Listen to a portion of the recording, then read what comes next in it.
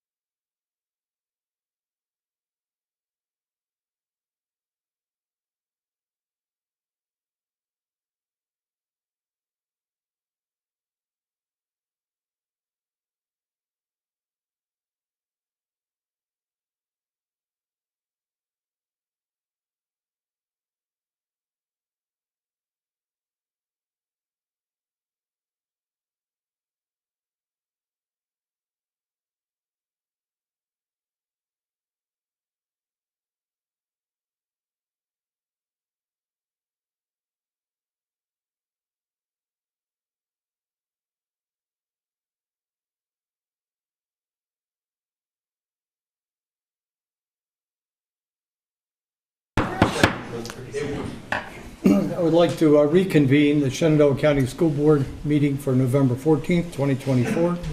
And I would like to have a motion to reconvene in open session. I move to reconvene in open session. Thank you, Mr. Gutschall. Is there a second? Second. Thank you, Mr. Rickard. All those in favor of reconvening in open session, please signify by saying aye. Aye. Any opposed? No? So we are now in open session.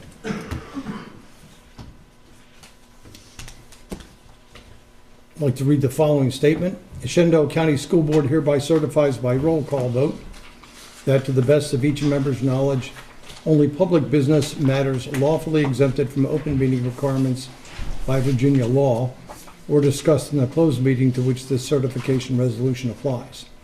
And only such public business matters as were identified in the motion convening the closed meeting were heard, discussed, or considered by the Shenandoah County School Board. Each member responds, "I so certify" when called. And Cheryl, if you'd call the roll call for us. Mr. Street, I so certify. Ms. Carlinio, I so certify. Mr. Gutschall, I so certify. Mr. Vance, I so certify. Mr. Rickard, I so certify. and Mr. Barlow. I so certify.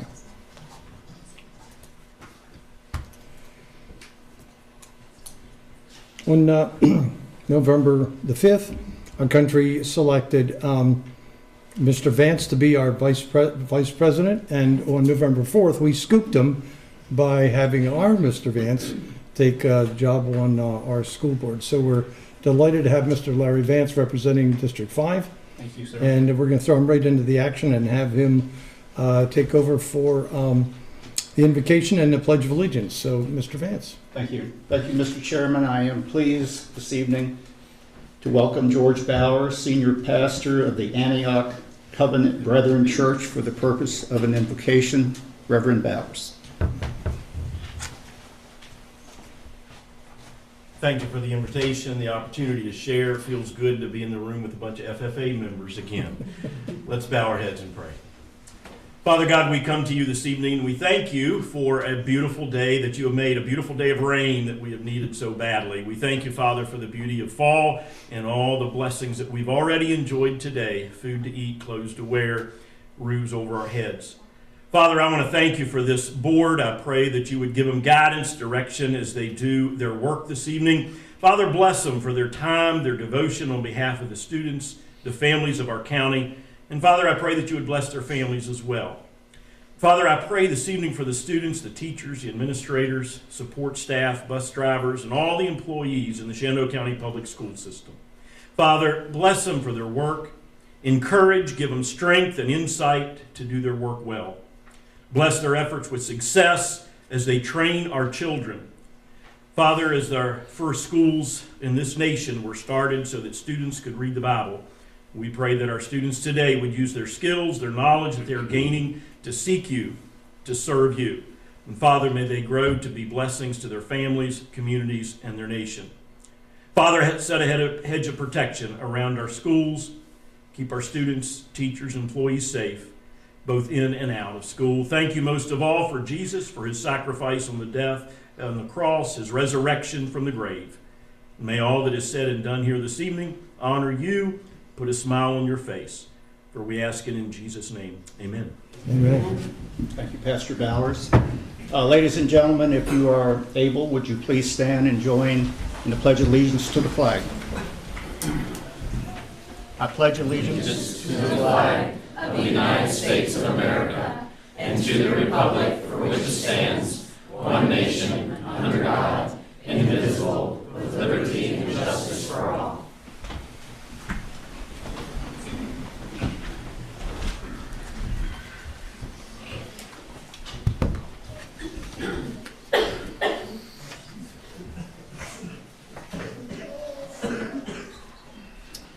Do I have a motion to approve the agenda as it has been presented?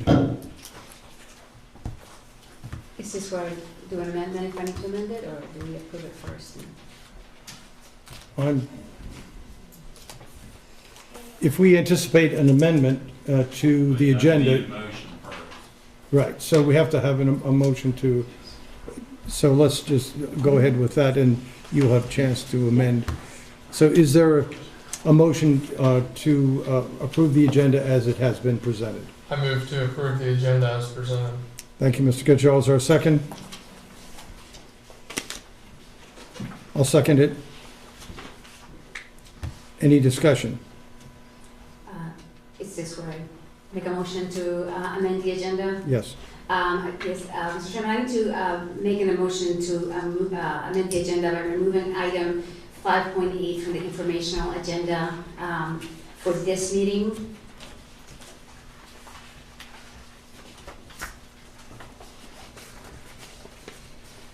Discussion.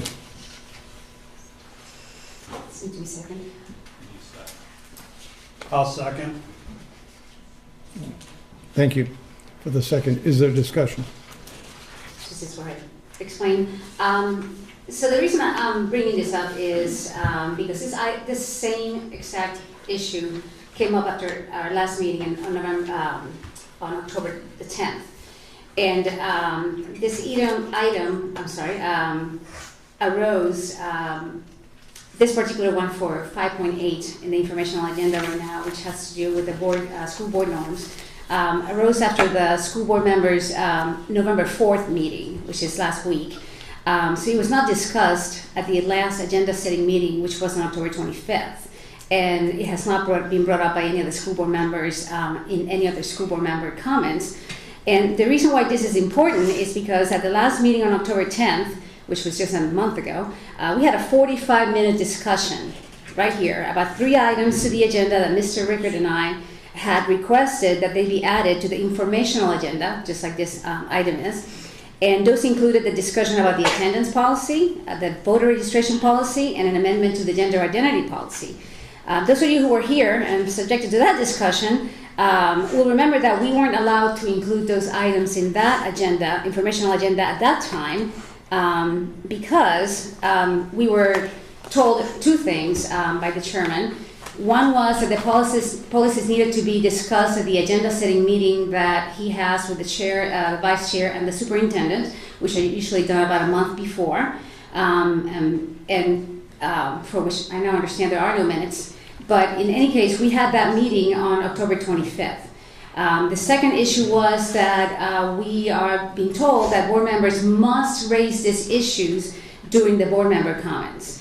Of course, at that time, I argued that these were arbitrary requirements, that they should not be included for things that come up, such as emergency issues. And whether this is or not, at that time, we were told that it didn't matter. And I believe that that went against the Code of Virginia. Not to mention that both Mr. Rickard and I had actually raised those issues prior in board member comments.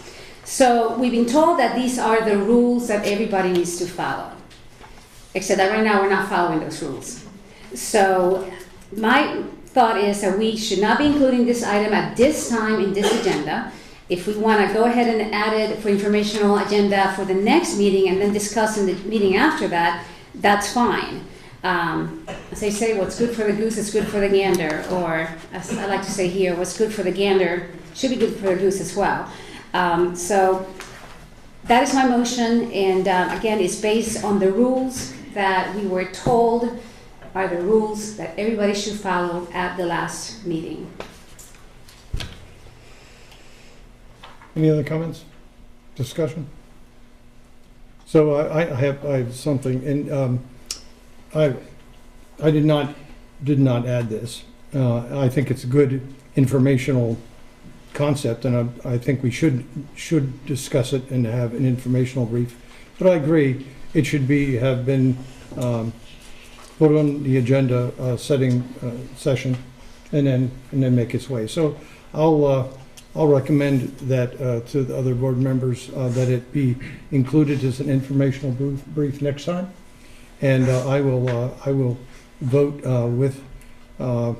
for the amendment to postpone it until then. But I would like to make the case, though, that the policies that I articulated about when things make it onto the agenda are clearly defined in the board norms, and it's what I have tried to stay true to then and now. And so there's no inconsistency, but I do take the point that this probably is premature, but I would like to see it discussed as an informational item in December. So based on that, I'd like to agree with Mrs. Carlinio. Any other discussion? Okay. Then, Cheryl, do we need to do a roll call vote, or can we do voice vote? I'd roll call it. Roll call? Yeah. Okay, makes sense to me. Over information. Sure, absolutely. Thank you, Mr. Bowman, appreciate it. And what exactly? So what we're going to be voting on now is the amendment offered by Mrs. Carlinio that will take 5.8 information, number 5.8 school board norms, and we're not going to receive that briefing tonight, but it will be put on the agenda for information for December. Would you like to restate your amendment? So I think the amendment would be to remove item 5.8 from this month's agenda, from the informational agenda for this month. Okay. Everybody clear on the amendment? So the motion would be to approve the agenda with removing 5.8 and have it added as informational item in December. That's correct. Yes, that's correct. Yeah, But- handle that amendment to remove it first. Yes, yes. So we just, right now, the amendment is just to remove it from this month. Yes. Okay, so I approve the informational agenda with the removal of 5.8. Vote on the amendment. We'll need to amend the agenda to remove, You gotta do the Item amendment five. first. yeah. All right, Cheryl, say it out.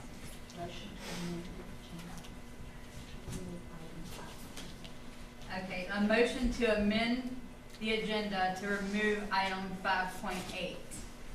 Got it. Okay? And you made the motion, and who seconded? Mike. Okay. Mr. Street, Yes. Mr. Carlinio, or Ms. Carlinio? Yes. Mr. Gutschall, Yes. Mr. Vance, Yes. Mr. Rickard, Yes. and Mr. Bartlett. Yes. All right, so the amendment passes unanimously, Yes. and so we will not have 5.8 tonight. And I don't know that we need a further amendment, but it will be my recommendation at the next agenda setting session to include this. So I'm making that statement to the board. So, thank you. So, with that amendment,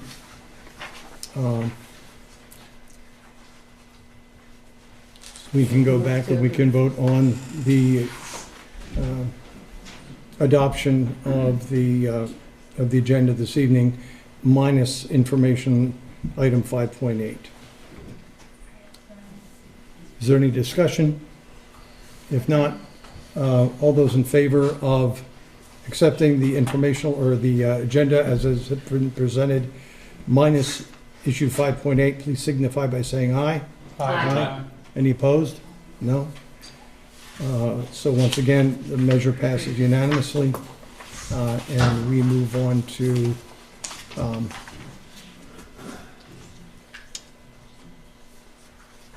the consent agenda. No, the commission.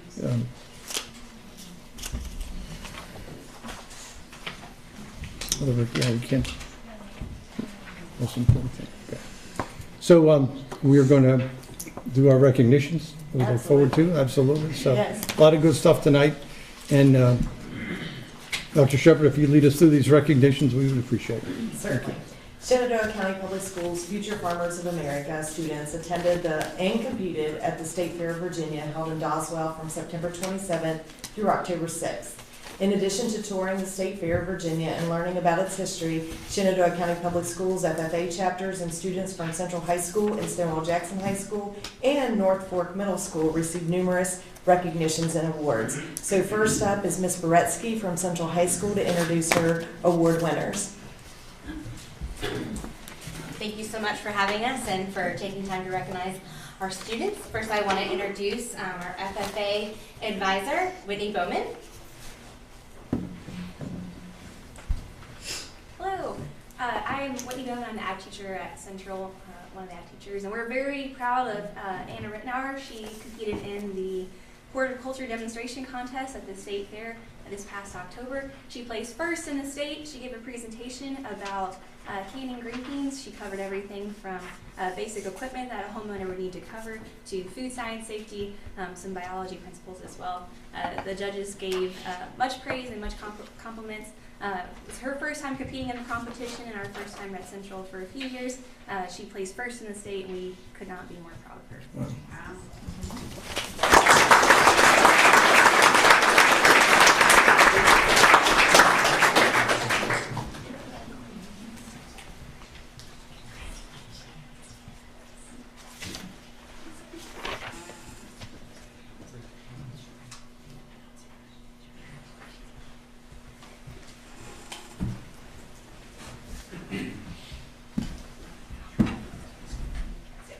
Mr. Dorman, Stonewall Jackson High School. Thank you. Members of the board, Dr. Shepard, thank you for opportunity here to recognize some of our kids that did very well at state level, and I have Ms. Showman here. I'm not going to steal her thunder, but she's going to talk about some of their accomplishments. Trinity. So today I have with us Darren Kibler and Riley Olinger, and we competed in the tractor troubleshooting event. In the tractor troubleshooting event, there are different components. The first thing is a written test, which is never the favorite of our competitors. However, they did well enough to win the contest. There is also a component in the troubleshooting. They had 5 different tractors at the state level. They had to diagnose all the issues, and then they selected a number out of a hat to actually fix the issue for one of the tractors. They did very well in the contest. This is a state level that does not go to the national level, so they did as well as they could, and they placed first in the state. Like I said, there's not a national competition, so they placed first in the state, and that is where their competition ends, but we're very proud of them. Riley actually graduated last year from Stonewall, so we appreciate him coming back tonight to join us, and we get to have Kibler here, Mr. Kibler, for another year, so I'm excited about that. So they did fantastic, and we're very proud of them.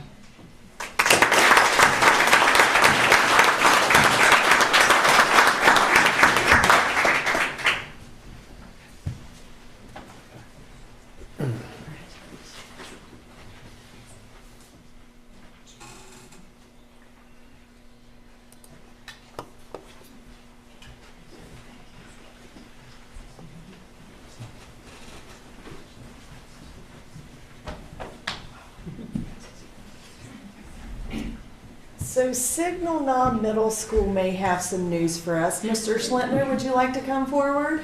Oh, you're right over here. I did it back.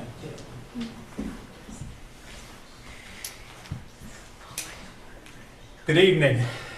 It is with great privilege to stand here tonight and announce the success of Signal Knob Middle School FFA chapter.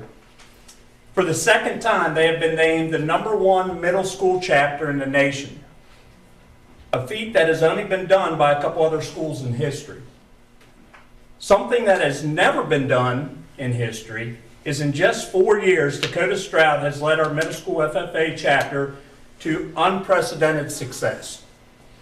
Under his guidance, the chapter has been recognized as the #1 middle school chapter in the state of Virginia consecutively, as well as, like I mentioned, they are the #1 chapter in the nation this year. These accolades are a testament to Dakota's dedication, vision, and initiative to the approach of agriculture education. At this time, I do want to introduce him and have him step forward and talk about all the success that he is doing for our chapter.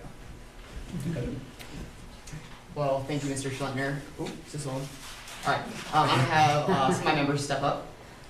Thank you, ladies. But good evening, members of the Shenandoah County School Board. On behalf of the Signal Non-Middle School FFA chapter, I want to extend heartfelt gratitude for your support and encouragement you have provided us over the past 4 years.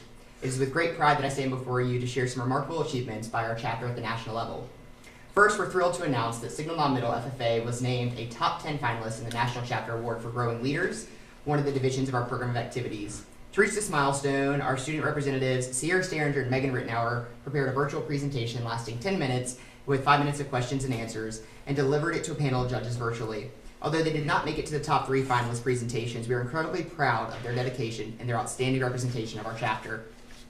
Additionally, we're honored to have been awarded the National Middle School Models of Excellence Award for 2024, a comprehensive evaluation of our chapter's activities and alignment with the National FFA quality standards, signifying that we are the #1 middle school FFA chapter in the country. For this award, our student representatives, Emily Hamrick, who could not be here today, and Piper Dellinger prepared a 15-minute presentation and answered 10 minutes of questions virtually.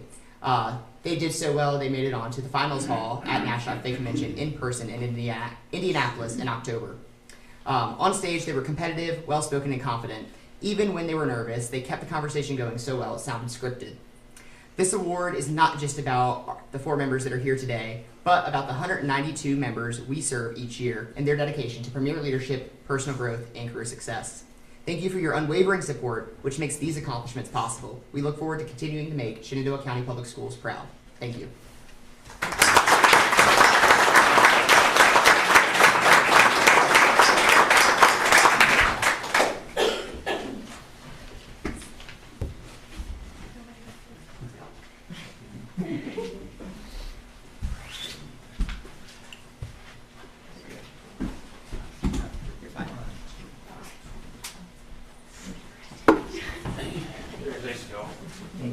Please. Good job. Good job.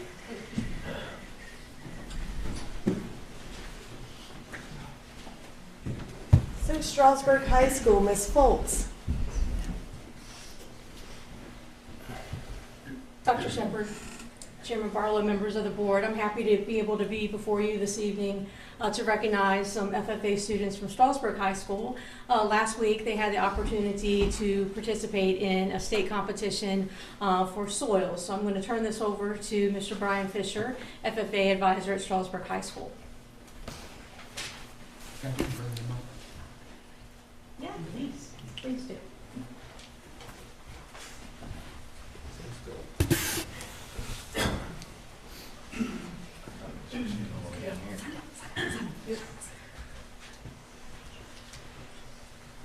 Good evening, Dr. Shepard, Mr. Chairman, members of the board.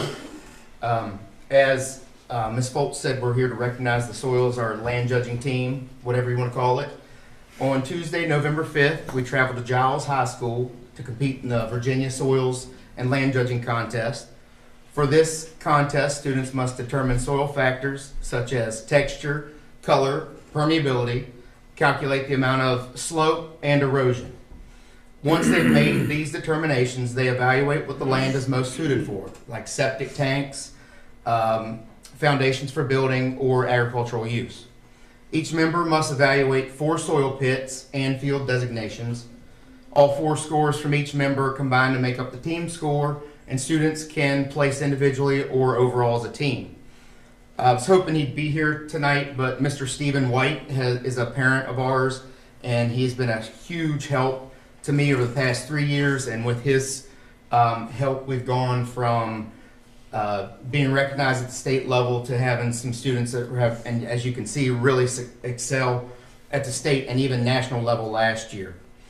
So without further ado, first off, we had a 4-H team. These are all Strasburg High School students. They placed first overall in the 4-H contest and qualified for the national contest that will be held in Oklahoma City in April. Mia Schneider, she placed 8th overall individually. You want to step forward, Mia? Just Piper Dellinger, 5th high individual. Gatlin Stroessenider, 4th high individual. And Jacob Wiedling, high individual overall in the contest. And then our FFA team, they placed first in the state as well and qualified for the national contest. So we'll be taking 8 students out to the national contest. Lucy Toman, she was 14th high individual. Sadie Lineweaver, 9th high individual. Nolan Frommel, 2nd high individual. And then Ben White, he was high individual overall in the contest.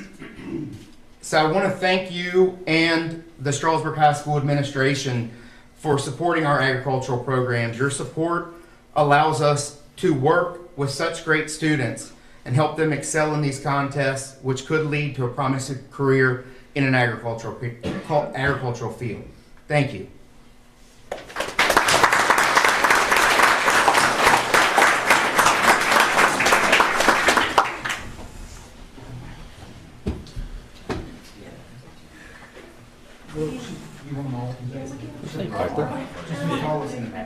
All right, how you been? Let's see. Yeah. Tallest in the back. We're all tall.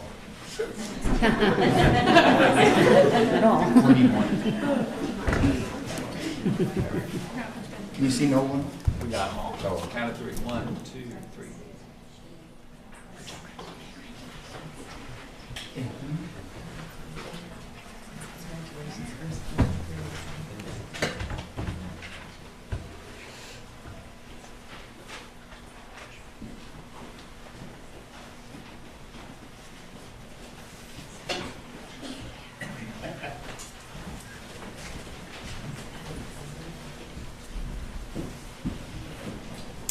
So, will Mr. Dorman and Miss Foltz please come forward? Where do you need to stop? Right there is perfect. So, we want to congratulate Strasburg High School and Stonewall Jackson High School for earning the Exemplar Award from the Virginia Board of Education on October the 24th. So this is an award that was established in 2019, and Strasburg High School and Stonewall Jackson High School were 2 of 92 schools, public schools in Virginia, who received this award out of a little less than 1,800 public schools in Virginia. So 2 of 92. So congratulations to the faculty and staff at both of the high schools. What an amazing job. And if Mr. Schlentner would come join his colleagues, Signal Knob Middle School also earned an exemplar award. So Stonewall Jackson and Strasburg High School was for highest achievement. Signal Knob Middle School was for most improved. So continuous improvement. So thank you. Signal Knob Middle School was one of 49 schools out of 1,800, almost 1,800 public schools in Virginia to earn the most improved continuous improvement award. So thank you so much. I have your certificates, and your banners are coming in the next couple of weeks. So.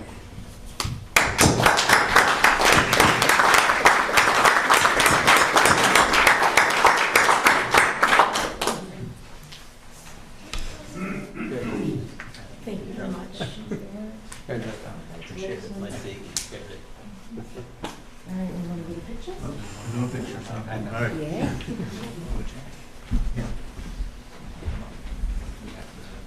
The certificate's behind the letter. So, hold on.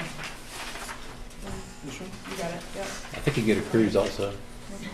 What's that? I think you get a cruise also. Wow.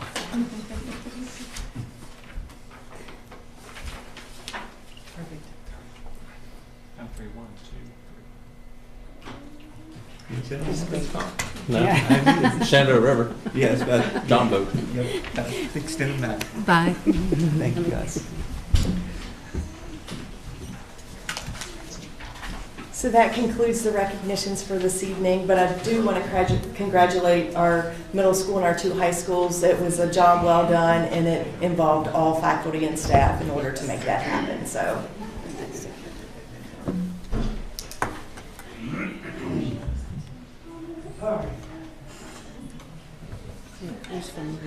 All right, it's time for public and staff comment on agenda items and non-agenda items. So I'd like to read the following Shenandoah County Public School welcomes public comment from Shenandoah County residents, parents, or guardians, as well as from current students and employees of Shenandoah County Public Schools. School board members do not respond to public comments during the meeting or hearing. Each speaker may speak up to 3 minutes. The board generally allows up to 30 minutes for public comments on agenda items and non-agenda items. At the beginning of the meeting, if there are a large number of speakers, the board may limit the time. That's not going to be necessary tonight. All comments should address a matter related to Shenandoah County Public Schools. Complaints regarding division employees should be directed to the school principal or an appropriate school division official. The school board expects that each speaker will be courteous, modeling for our students how one can respectfully disagree with others' views. Speakers will address their comments to the entire school board and not to one individual school board member, to the superintendent, to a staff member, nor to the audience. Speakers will not engage in personal attacks. Speakers have signed up to speak. A public hearing on a document provided by the clerk of the school board. And clerk has ascertained speakers have indicated the role of stakeholders with valid addresses. Speakers are called in the order in which they've signed up. And if time allows, chair may allow comments from other individuals who have not signed up. Is the Cheryl, is the longest list that you give me the one that was first, or the one with one name on it? The first page with the most names. Okay, thank you. All right, so is it Lily Carey? Is that the name?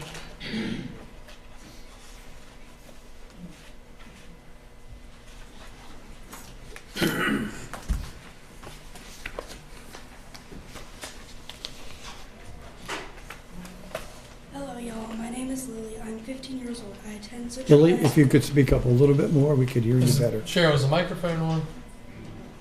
Is the microphone on? Yeah, it was. Let me make sure. You guys speak right into it.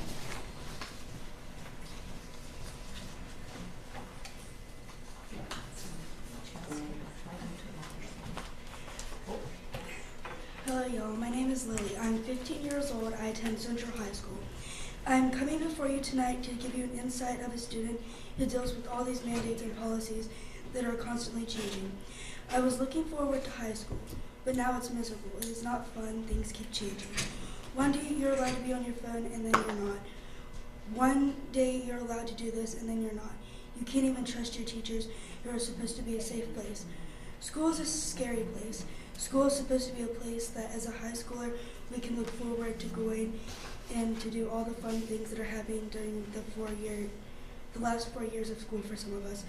A place where we can share stories, memories, join sports, and get ready for adult life. Adult life. I know multiple jobs that require the phone to be up while clocked in, and at lunch, your time, you clock back in and the phone goes away. Why is it so hard to understand? As a teenager, life is hard enough. Why are we making schools like a jail or concentration camp?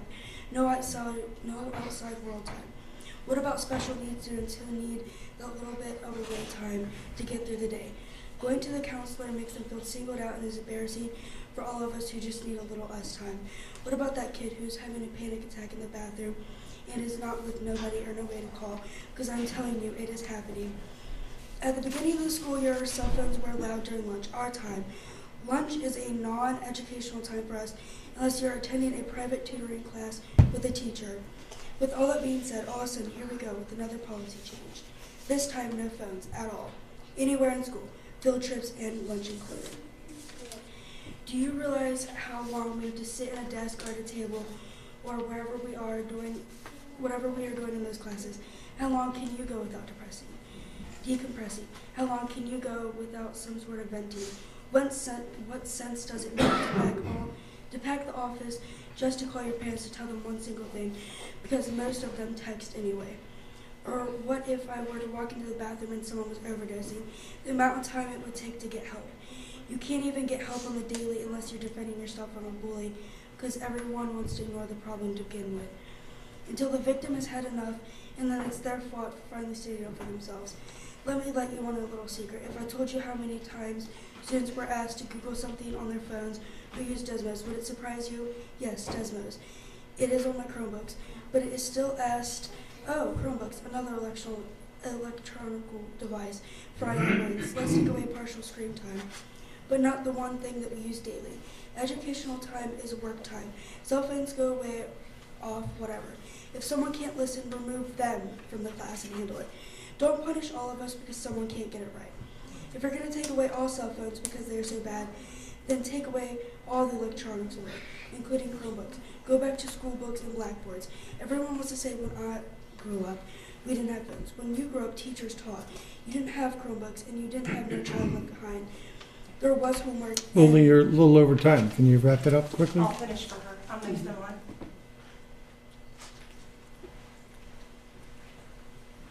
My name's Autumn. How much time do you think you'll need? If you want the 3 minutes, I think you need to sign up at the end. I'm already on that list. I'm right behind my daughter. Oh, you're Autumn Staffa. I'm sorry, I didn't, last name is not the same. Okay, Autumn, go for it. Thank you.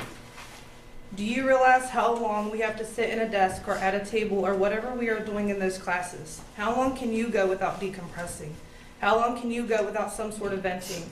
What sense does it make to pack the office just to call your parent to tell them one single thing because most of them text anyways?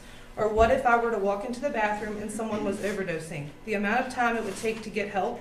You can't even get help on the daily unless you are defending yourself from a bully because everyone wants to ignore the problem to begin with until the victim has had enough and then it's their fault for finally standing up for themselves. Let me let you in on a little secret. If I told you how many times students were asked to Google something on their own phones or use Desmos, would it surprise you? Yes, Desmos. It is on the Chromebooks, but it is still asked to be used on our cell phone. Are Chromebooks another electronic device, frying our brains? Let's take away partial screen time, but not the one thing that we use all day. Educational time is work time. Cell phones are off in a way or whatever. If someone can't listen, remove them from the class and handle it. Don't punish all of us because someone can't get it right. If you are going to take away cell phones because they are so bad, then take away all electronics away, including Chromebooks. Go back to school books and Blackboard. Everyone wants to say, when I grew up, we didn't have phones. When you grew up, teachers taught. You didn't have Chromebooks and you didn't have No Child Left Behind. And there was homework. There were no school shootings and bullies were handled. Parents didn't feel scared to send their kids to school in fear they would not return. And now you are taking away the one resource we have. And at lunch. Why? Give us a chance. Let us be the change you want to see. I am asking you to reevaluate the cell phone policy. You cannot have it both ways. If you are going to take it away, take it all away, all electronics. Lunch is only a small portion of our day to relax and regroup. Thank you, Lily.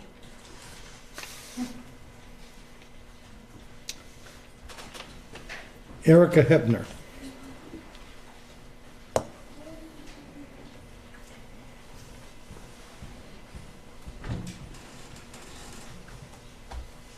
Good evening. My name is Erica Hebner, and I live in Fort Valley, Virginia. My 3 children attend the Central Campus schools. If you have seen my face before, then you know that I am here to talk about the library policy. But the first thing that I want to say is to give a big thank you to SCPS and to the administration. I'm part of the Chamber of Commerce leadership group, and we were able to tour many of your schools on Friday, and it was outstanding. I know that you already are, but you have every reason to be proud of your administrators, your teachers, staff, and all the amazing students that we have here. And to go along with that, I just want to spotlight the work of a few of these outstanding educators that you do have in your school system, and that's your librarians. Just a quick show and tell. I'm not going to read you the whole thing, I promise. But my first grader brought home the school copy of this book. It's called There Are No Bears in This Bakery. And this is just one example of the high quality materials that your librarians are choosing all the time. Just listen to this language. She couldn't get over how beautiful it was. Each night the moon rises, the bread rises, and I rise. The air cools and the sounds get interesting. She could not get enough of this book. And your librarians are purchasing great things like this all the time. I hope that you've had the opportunity already to review the winter selection lists that have been up on the school website. I've been working my way through them. If you had to guess, I'm not sure if you've had the opportunity to look at them yet, do you have any idea how many books are on that list to review? I don't know if anybody in here does know. If you guessed 100, you'd need to go up a little bit. 400? Even if you guessed 700 titles, you wouldn't have even gotten to the end of the elementary school list yet. There are, by my best estimates, and forgive my math if it's slightly wrong, 1,088 titles on that list that are supposed to be there for parents to be able to review for transparency, but I don't know which parents have time to do that, much less to go and look up each of those titles and find the review sources. And it takes 4 months from the start to the end to order things like this book, or The Very Hungry Caterpillar, which is on the current winter list. So please take the time now. I know you have many other pressing issues, but please take the time to review this policy and reach out to me and your school librarians if you'd like more insight. I'm definitely available to meet with any of you. Thank you so much for your time. Ann Wine King.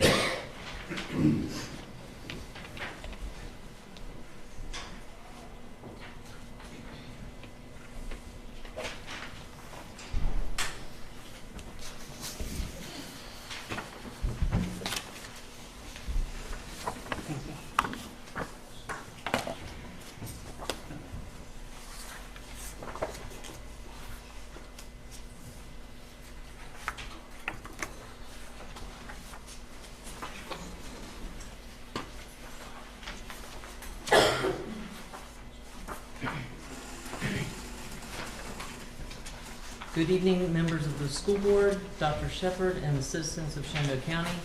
On October 10th, I spoke to the board regarding the deteriorating conditions and capacity issues impacting our elementary schools here in Shenandoah County. On October the 14th, the Blouch brothers performed a scheduled procedure to mill out the sewage drain lines at Sandy Hook. However, since that procedure has been done, we have experienced several sewage backups in which the maintenance had to be called. It was reported that the blockage was due to excessive paper towels being flushed. However, our custodial staff encounters plumbing issues almost daily at Sandy Hook, especially with the individual classroom bathrooms throughout the building. Earlier this month, Sandy Hook experienced stifling temperatures close to 80 degrees in the majority of the classrooms, and these rooms have little to no air circulation. The classroom teachers brought in their personal fans to attempt to make their classrooms somewhat bearable. When a work order was submitted regarding this specific issue, it was declined. The explanation stated was the building is in heating mode. There is no way to cool the rooms off in the original wing and the 90s wing while the dual temperature system is switched to heating. It's been rumored, and I say rumored, that the reason behind leaving the building in the heating mode is because if the temperatures were lowered in the building during this time, it could possibly create condensation in the HVAC system, which in turn could create more mold issues throughout the building.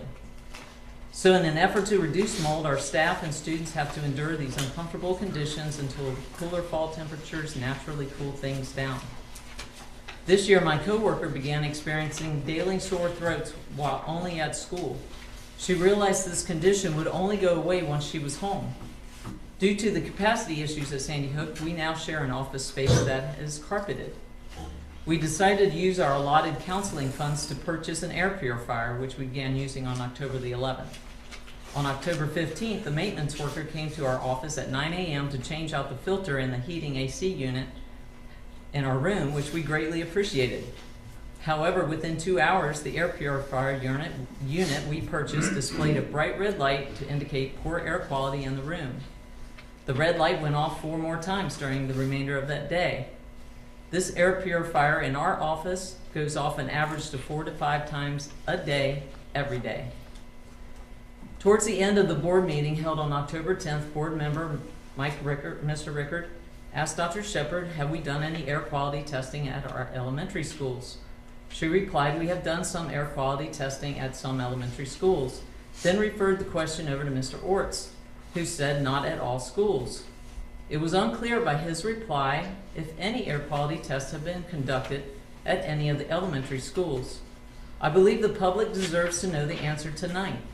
Which schools have had air quality testing completed and when? Which schools are still waiting to be done? And what were the results of those tests? I realize my time is up. I have somebody to finish for me. My name is Crystal Holler, and I work at Okay, Stevens. make sure I got your name. So Okay. you're Crystal Haller? Holler. Holler. Yes. Okay. Can I give my time to Ann Mikey? No, you can speak. Okay. though. On Monday this week at WW Robinson, there was a structural issue above the sunken stage area that closed that part of the building down for the entire day. Perhaps maintenance could enlighten the community tonight as to what the structural issue was and what caused it. The parents of the students that attend WW Robinson deserve to know what happened and to have that level of transparency provided. The school board and board members regularly address the issues of school safety, which should be the #1 priority for our students, yet the safety concerns addressed appear to be selective. Sheriff Carter was given time to address the safety concerns that involve the attention of their department and the school's SROs. But when it comes to the structural safety of our school buildings, there appears to be no disclosure of the serious problems that are occurring, or an urgency to address what needs to be done. With these pre-existing conditions, I personally have some questions that only the school board can answer.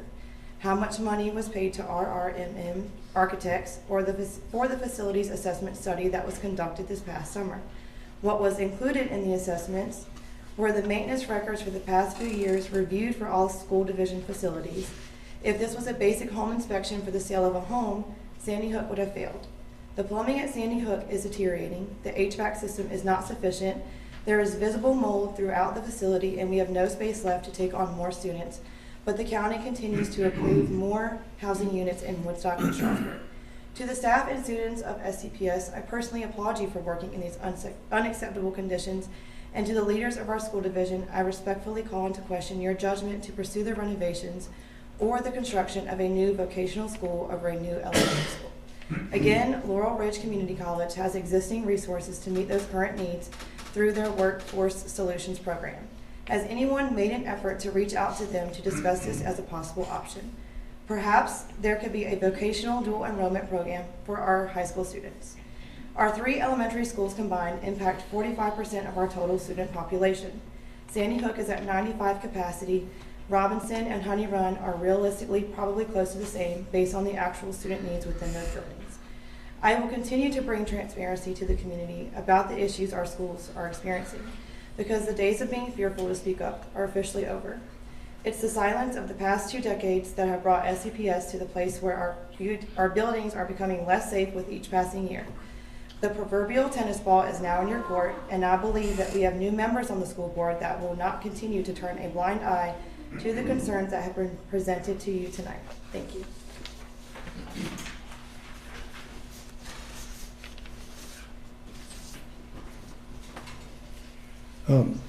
So Stacy Doyle is not here, is that correct? She is here now. Okay, good. Good. Thank you. Late, sorry. That's okay.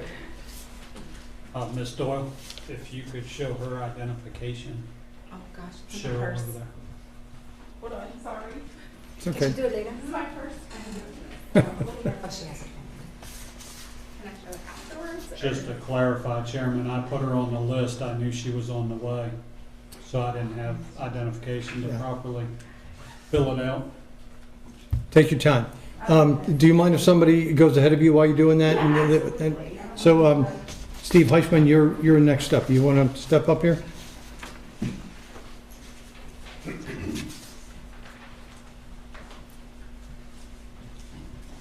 Good evening, school board members, Chairman Barlow, Dr. Shepard. Steve Heisman is my name, District 2, out in the Connickville area. First, a big congratulations to all of the FFA students in Shenandoah County and the achievements that they have made, and there's a whole lot more to come. You can bet on that.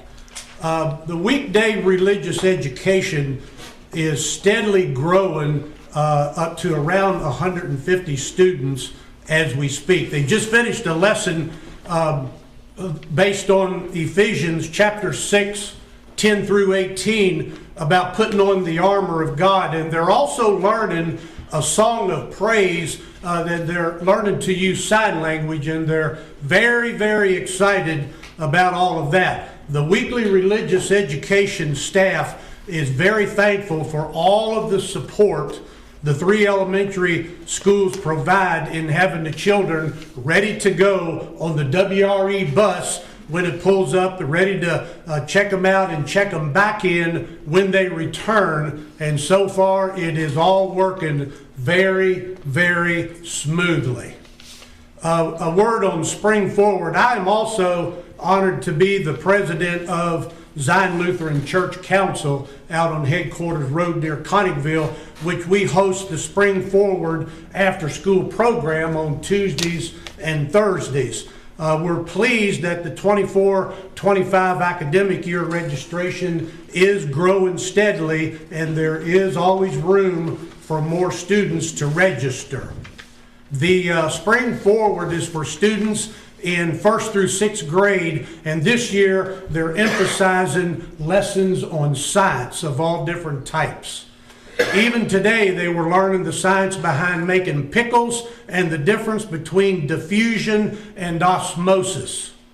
There is actually science in about everything that we do, and we appreciate the support that you, the Shenandoah County School Board, is given to this program. Thank you very much.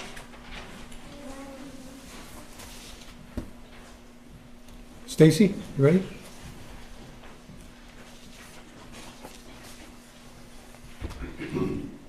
I just want to preface saying this is the first time I've ever done this, so I'm a little nervous. But first, just want to thank you for allowing public comments. So I'm just going to read what I wrote because that will keep me on script. So hello, I wanted to express my concern regarding the absentee policy of Shenandoah County Public Schools.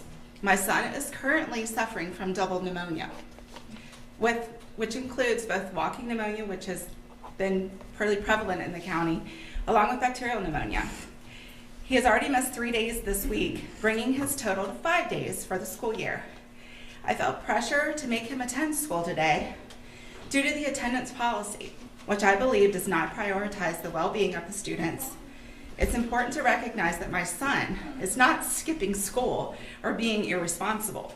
He has a valid and legitimate reason, a doctor's note, that for being absent from the classroom. You may wonder why I would send my student, who is recovering from double pneumonia, back to school earlier than recommended. The answer is straightforward, but somewhat absurd. There is an event in December that he could potentially miss if he doesn't attend school now, even though he is still in the mend. I've heard people argue that preventing students from participating in after-school or extracurricular activities isn't a form of punishment for their absences. I beg to differ. Restricting students' participation in activities as a way to discourage missing school is by its very nature a punishment. While Shenandoah County Public Schools may have financial motivations for implementing this strict policy, prioritizing this over the health and well-being of our students and staff is misguided. A classroom filled with illnesses benefits neither the learner or the caregiver. If unexcused absences are a concern at Shenandoah County Public School campuses, it would be more effective to tackle those issues directly rather than applying a blanket policy that results in a negative and very unhealthy atmosphere. It is more important than ever for students to feel supported during their grieving, for funerals, or healing or recovering process.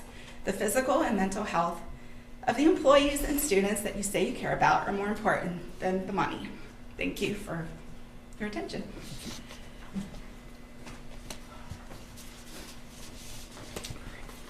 That concludes the speakers for this evening, unless there's anybody who would like to take this opportunity. If not, we'll move on to the consent agenda.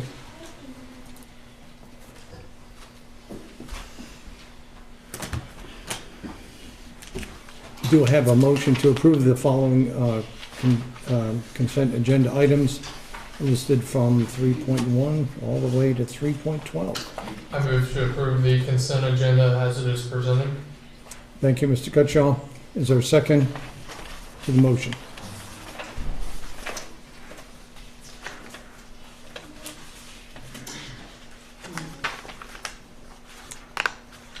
I'll second the motion to approve the consent agenda. Mr. Chairman, I need to bring something up.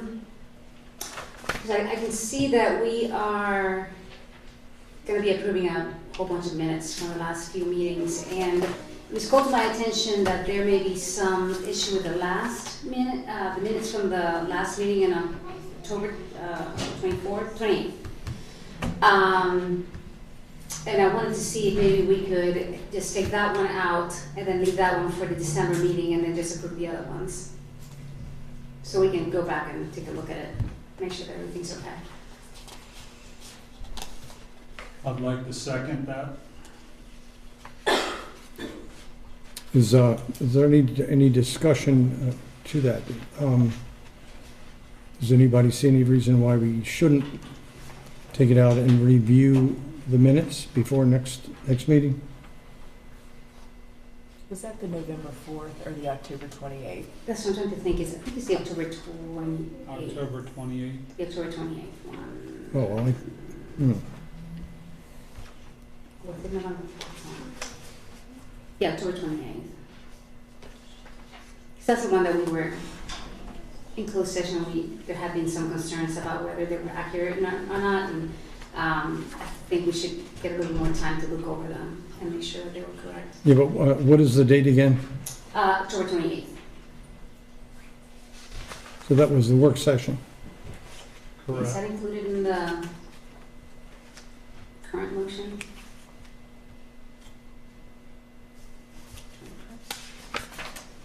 Yeah, we have so we have right now the October 21st, October 28th, and November 4th. And October 10th. And October 10th. Right. So I just wanted to see if we could just remove the ones for October 28th, because that's the one that we had been discussing in the closed session with the attorney, that we weren't sure if it was correct or not. So I think we need just one more month on that one. I'm okay with the other ones, just that one. Right, so then the amendment would be to approve the consent agenda with the exclusion of the minutes of the October 28th meeting, which is consent agenda item 3.4.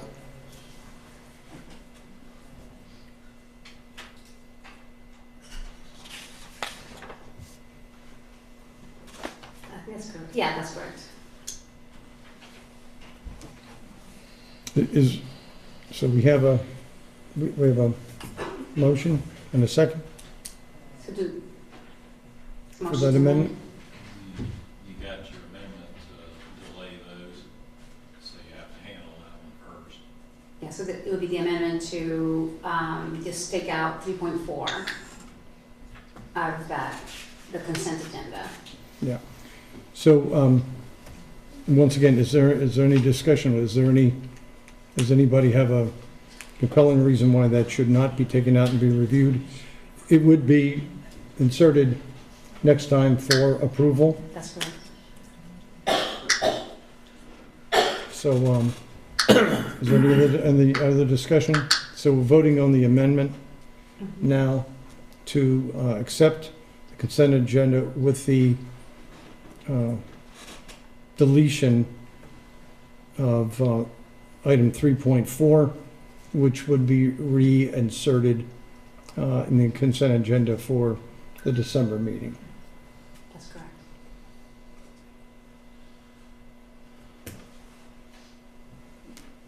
All right.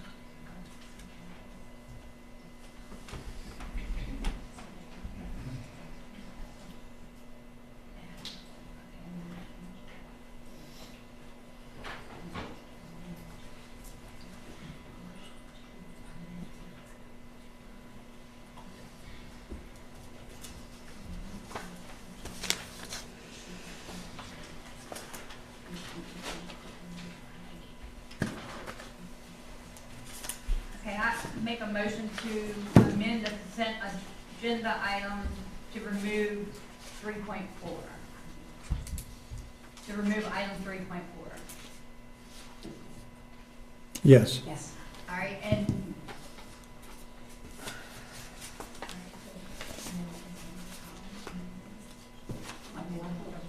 did Gloria, you made the first one, who's That's the correct. second? I did.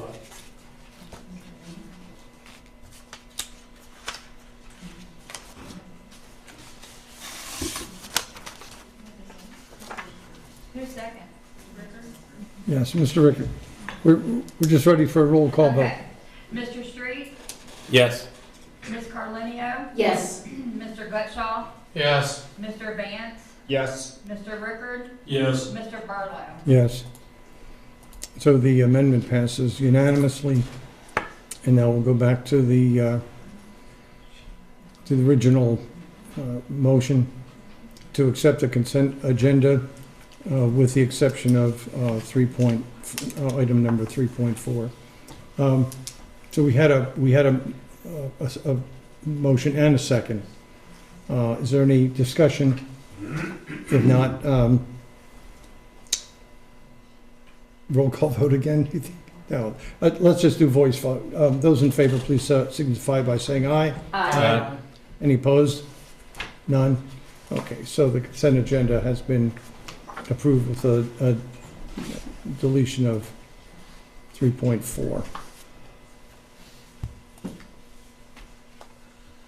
Which brings us to instructional agenda 4.1 on the 2025 program of studies. And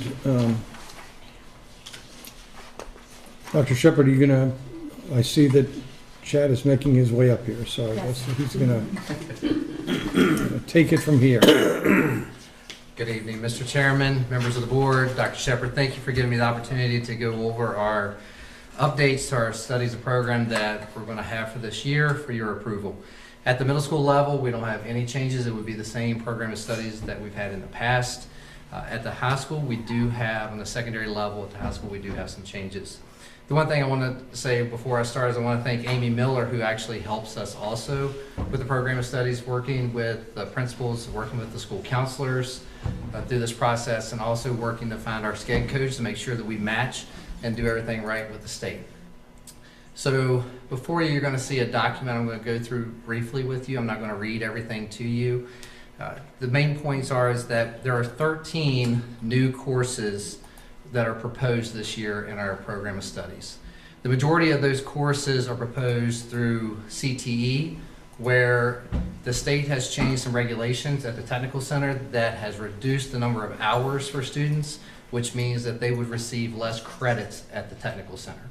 So in order to offset that, Todd Lynn has put forward multiple courses to extend each one of those courses.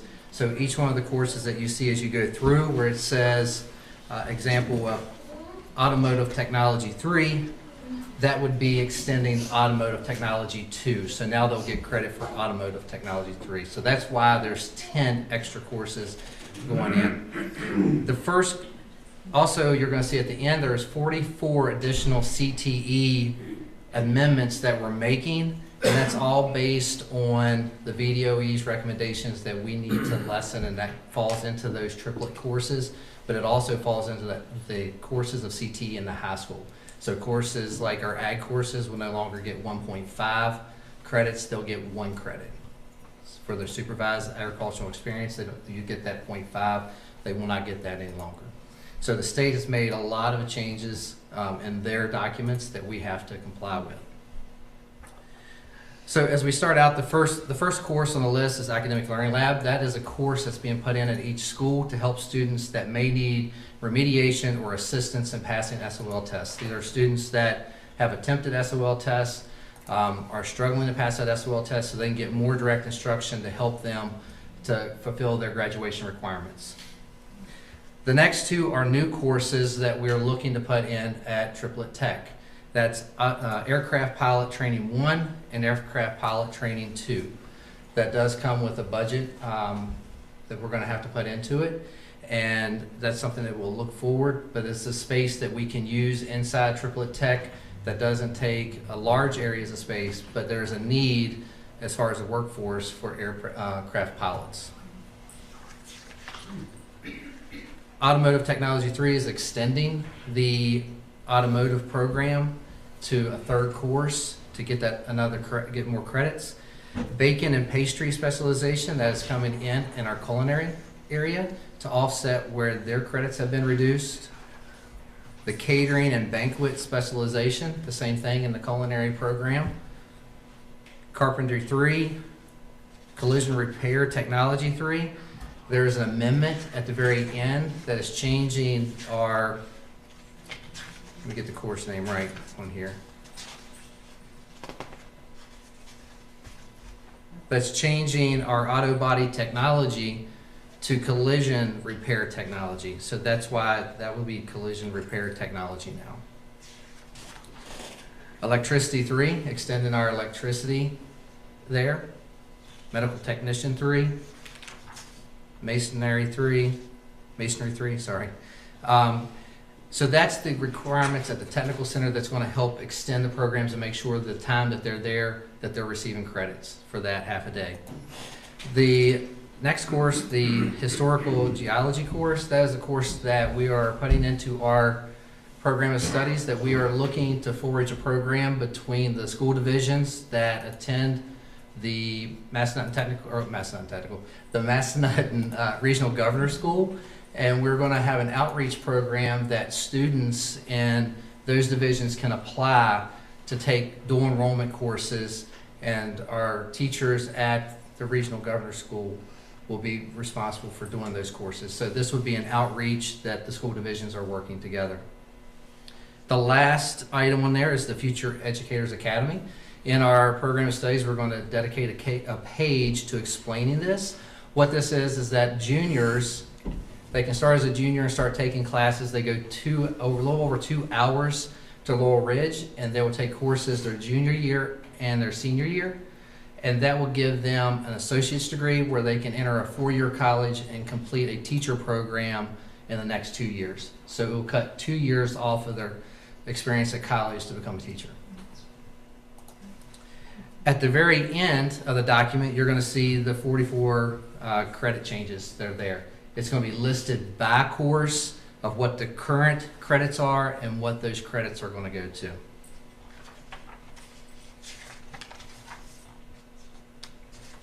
Any questions? So I'd like to add something about the lab school, that the associate's degree for students will be free for them for a few years, because that's included as a lab school that Laurel Ridge and Germanna Community College partnered together to get over a year ago. So that's really exciting. The only two education endorsements that teachers will be able to get is elementary education and or special education, because students will be graduating college, a 4-year institution, at the age of 20. So those are the two we wanted to start with. So very excited about that program. We have so many slots that we can filter kids into, but there's also the opportunity that they may get their entire 4 years of college for free. Because we have some 4-year universities who are interested in partnering with this program as well. So very excited about that. And then also you mentioned partnering, doing the Massanutten Regional Governor Schools teachers are going to be offering some more dual enrolled credit courses for our students here in Shenandoah County, but those other 3 divisions as well that go to Massanutten Regional Governor Schools. So very excited about both of those opportunities for our students. Good job. That's great. The EMT 3, the electricity 3, and the masonry 3. In my understanding that it's still a 2-year program. Yes. We just added that to. Yes. Okay. Looks like you all have done a great job of expanding CTE. This is phenomenal. Mr. Lynn has worked really hard on looking at when it came out that they were reducing credits and the hours for courses. He's worked really hard at seeing how that we could recover that back for our students. This is great. And for the pilot program, are you going to need like a simulator, or how does that work? I think that's part of it. Okay. inside of, yes. So is that what, because you said it's going to have some investment, is that what the investment is going to be? Yeah, that's part of, I think it's in the first one that talks about the simulator, there is a second one. And the investment for the school division may just be the teacher, because we have somebody who's interested in providing some funds to pick up the cost of the equipment. That's great. Mhm. And it's a great program dinner because we have the ability to get to airports very quickly for our students. Is this kind of modification going to bleed off into other areas as well, or is it pretty much going to be centered on CTE? Right now it's been CTE. But do you see it being applicable to other? I'm not sure. Okay. So the dual enrolled credits are for really our general ed, our core classes for the most part, English, science, math.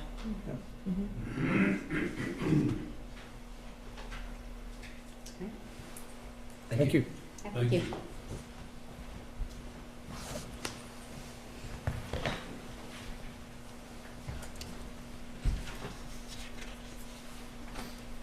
All right, we're in the informational agenda portion, and the first item 5.1 is the cell phone policy revision. And I see Dr. Heingardner approaching the microphone.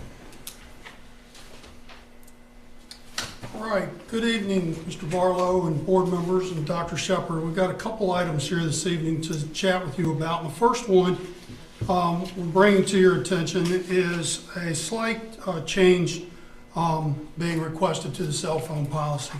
If you would look at the second page, the top of the second page, the last bullet, it's underlined. The request is to add this statement: students may use cell phones and personal electronic communication devices during the instructional and non-instructional school day while on events and field trips.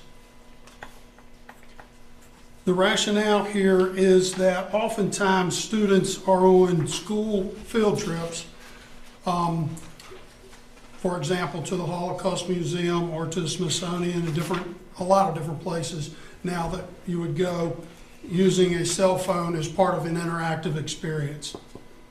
That's one of the rationales. Another rationale is with regards to events. When students are on, will be leaving to go to ball games or track events, golf events, those events that don't have lights. It's not uncommon for them to leave at 1 o'clock or 1:30 or 2 o'clock in the afternoon and want to be able to say, hey mom, we're heading to Blacksburg now, it's 2 o'clock. That would be technically within the instructional day, but they would be leaving or they would be on a trip. It may be an overnight trip and they're in Indianapolis, they're in Florida, they're in Seattle. I think we had a group a couple months ago that was in Seattle, and it might be during the instructional day, but wanting to text mom or, have a conversation with their parent. Everything's good, we're having a great time. That's the rationale. So we have that for you this evening on the action agenda as well, for you to consider approving that or not. Happy to answer any questions. It's pretty straightforward. Any questions? Thank you, Dr. Heiner. Sure. I appreciate it.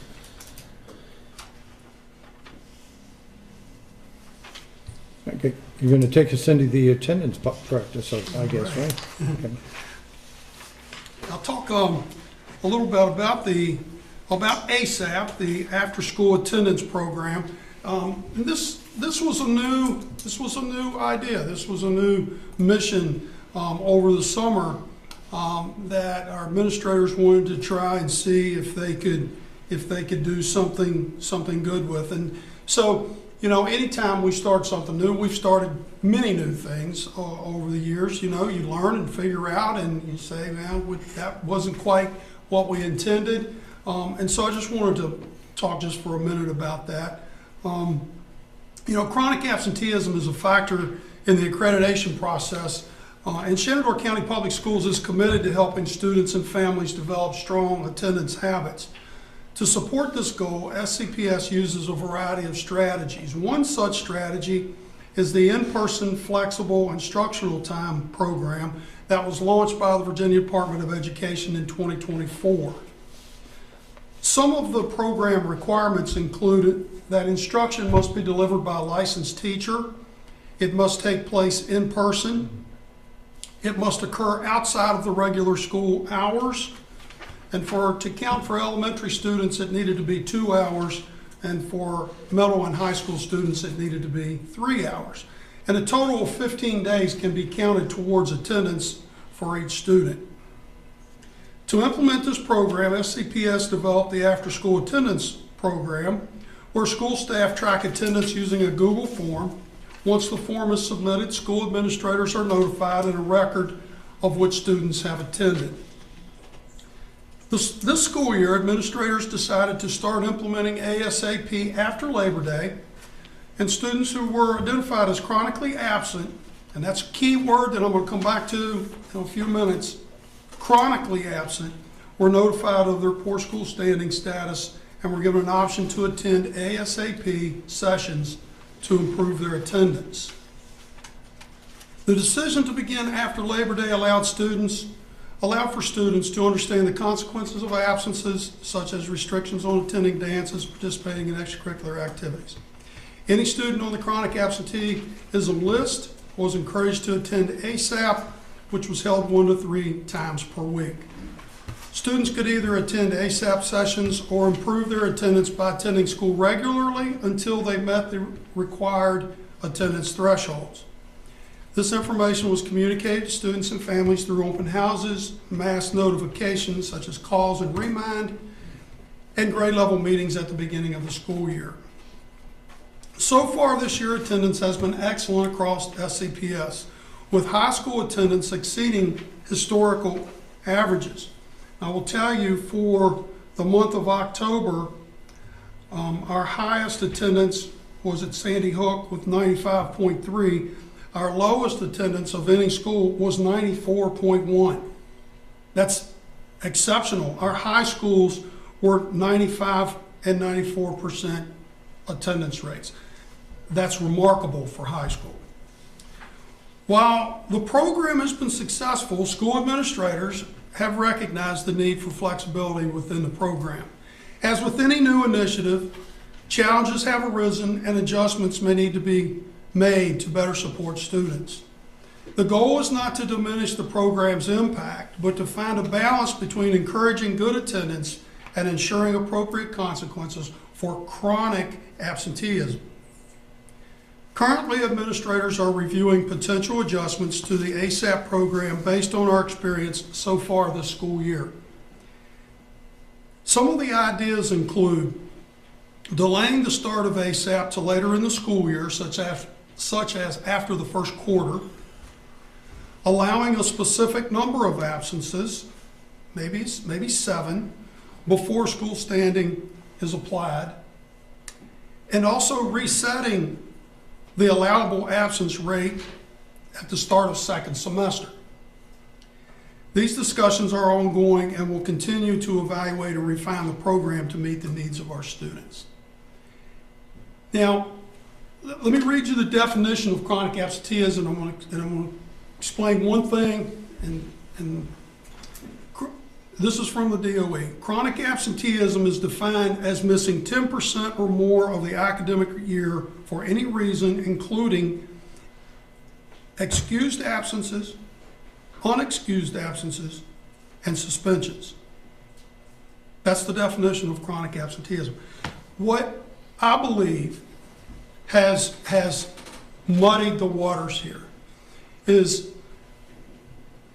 there's attendance that is applied toward truancy, and there is attendance that is applied towards chronic absenteeism. Truancy involves students who miss school for unrealistic reasons or invalid reasons.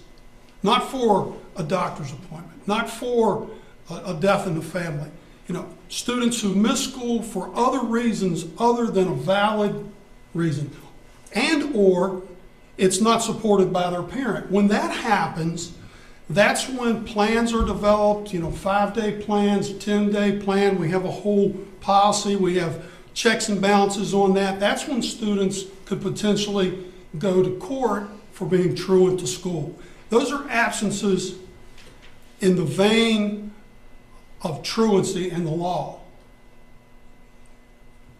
What ASAP is built to counter is all absences.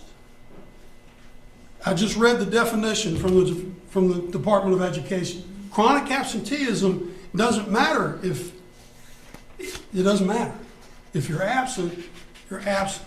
And that's from the standpoint of chronic absenteeism. And that's what ASAP was developed to help counter, because we know that there's the two main drivers here.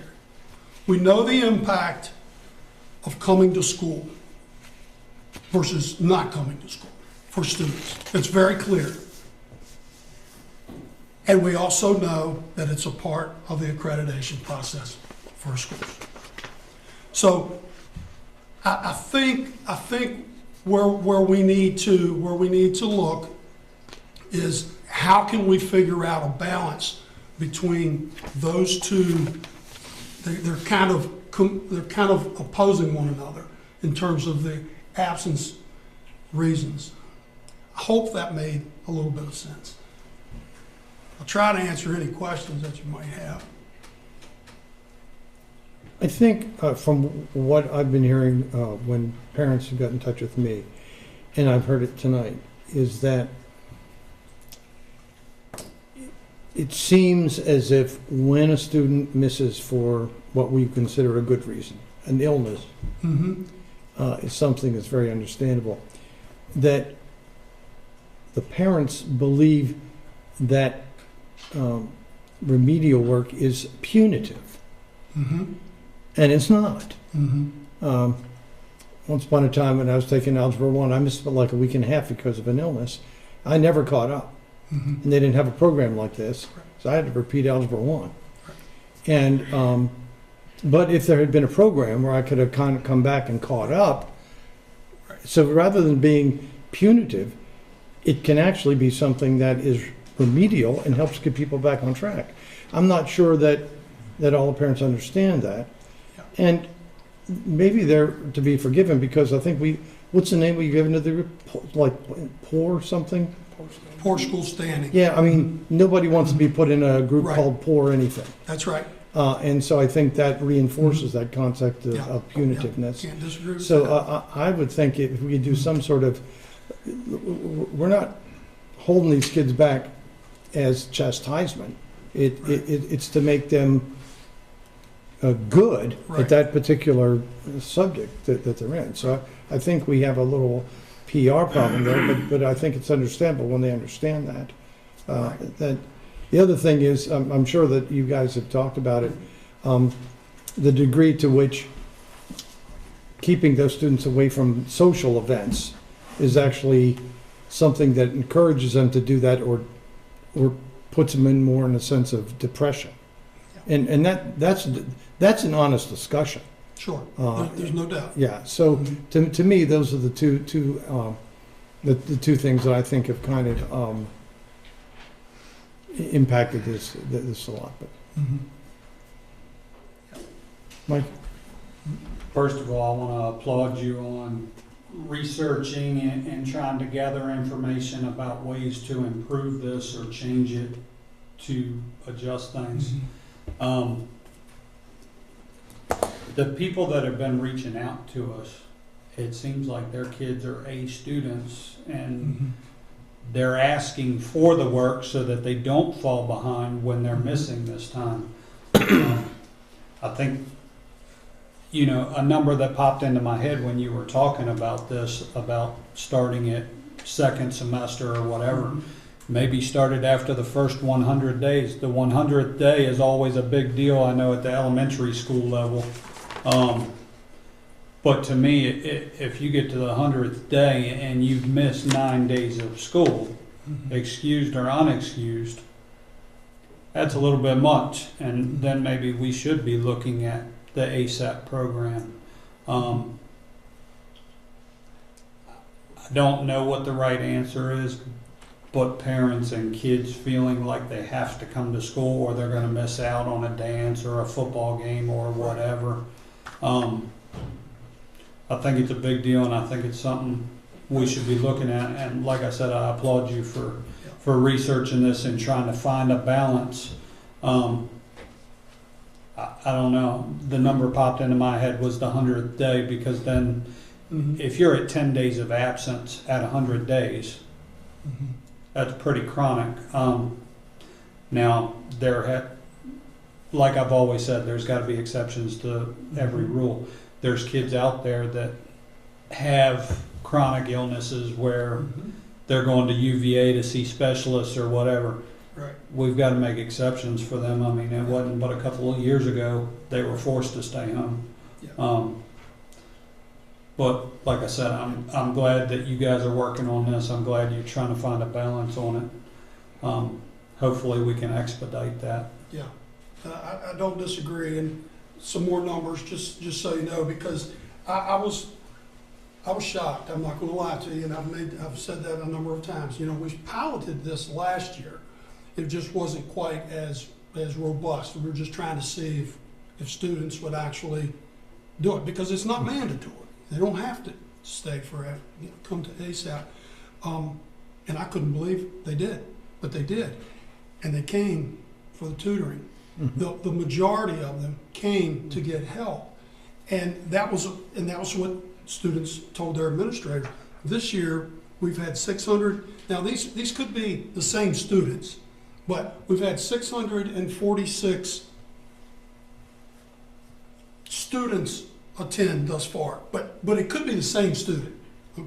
Understand that. We've had 332 at the middle school level, 224 at the high school level, and 90 at the elementary school level, and they just recently started at elementary. So I can't help but believe that the students, again, see the benefit in staying and getting some help from their teacher from a teacher when they've missed some days from school. Yeah, and our challenge is not to throw the baby out with the bathwater here. There's good in this. We just got to figure out how to get over those kind of hurdles, because no one wants that for these children, certainly. But again, we have to figure out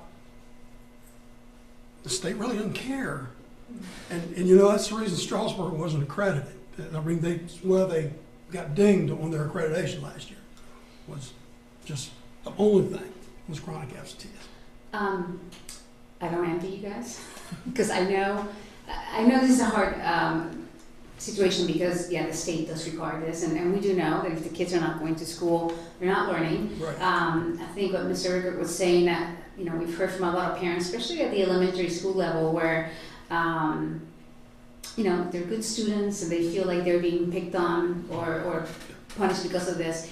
But I do understand that you as administrators are kind of in between the rock and a hard place. I have two questions regarding this. One is, was the chronic absent, is this a new policy from the state and the new kind of definition that they've given? It is, okay. So that's part of the problem. The second one is, are all the schools implementing this the same? Because it seems like we have a few schools that are where we're getting most of the complaints from, whereas other schools seem to be a little bit more, I don't want to say use common sense, but I'm going to use the word common sense. Right. Well, are all schools implementing it exactly the same? I think we're thinking of two different things. I'm thinking of implementation and standards. Implementation is different at each school, and that was one of the caveats about this, even last year when we did the pilot. And when we talked to the administrators about it, of course we want to do everything the same. That's where we start. But the reality of it is everything the saying doesn't just fit perfectly at an elementary school and a high school, or a middle school and a high school. How many staff are going to actually do it? Because if teachers say they're not going to stay and cover this. There was a lot of factors that went into, who could do it, when it could be offered, how it could be implemented. And so that was a portion of flexibility that we left up to the building administrator. You implement it to the best of your ability. Some implemented it 1 day a week, some 2 days a week, some 3 days a week. It just depended on the number of staff they had, the number of students they had, and what the need was. And we felt like that was the best way to handle it for each individual school versus mandating this is how you have to do it. And then that causing problems.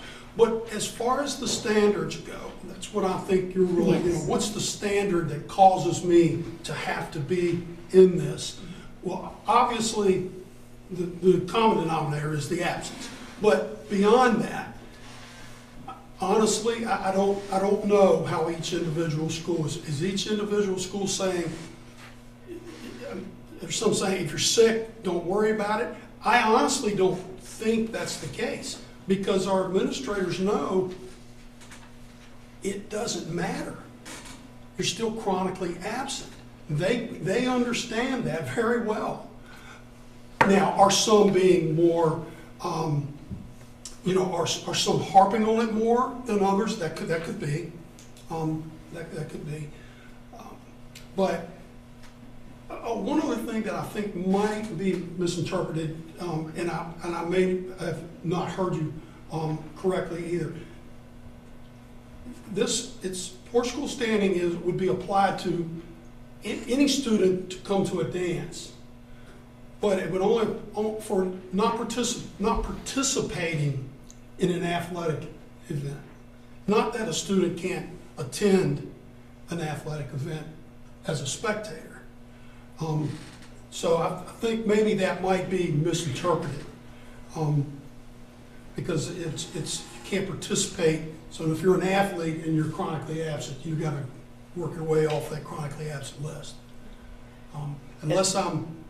No, and I want to clarify something too. Chronic absenteeism has been around since about 2015. So, however, during the pandemic, so 2020, we encouraged kids to stay home, if they coughed, sneezed, whatever. However, we did notice, I shared some data with you guys earlier, that our attendance in 2020, and Dr. Heingartner was absolutely right. Strasburg High School was accredited with conditions because of their chronic absenteeism numbers. But 2 years ago, we had 41% of our students were chronically absent. So they're missing 15 or more days of the school year. However, just recently, last year, is when Virginia Department of Education said, here's a recommended program. And by the way, here's some funds to help you support that program too, which was the after-school attendance program. So, but chronic absenteeism has been around for quite some time, and we've been measured against that for a while. And the other misconception is that we get paid for attendance, and we do not.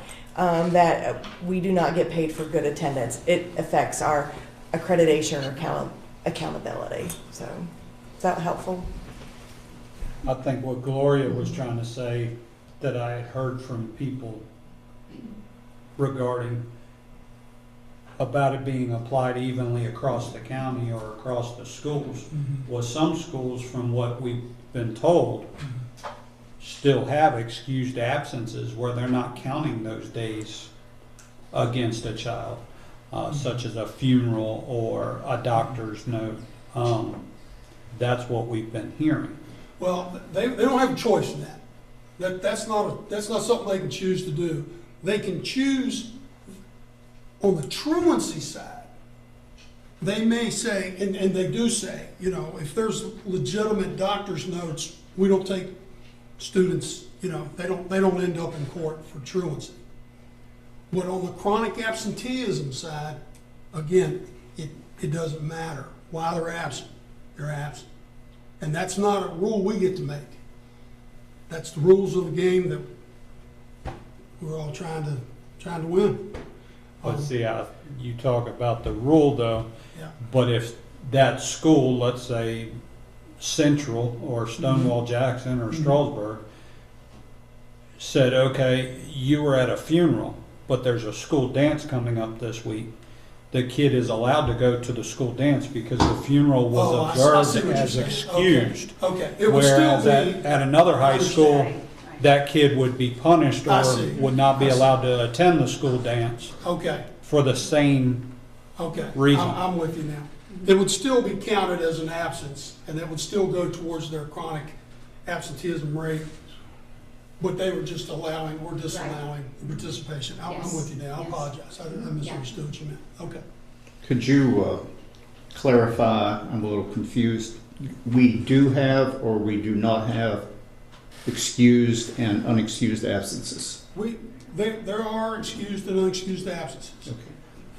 Yeah, and doctor's notes, the traditional reasons that we would all agree for students, death in the family, those, sickness, you bring your doctor note in, all that. But at the end of the day, for chronic absenteeism, they're all the same.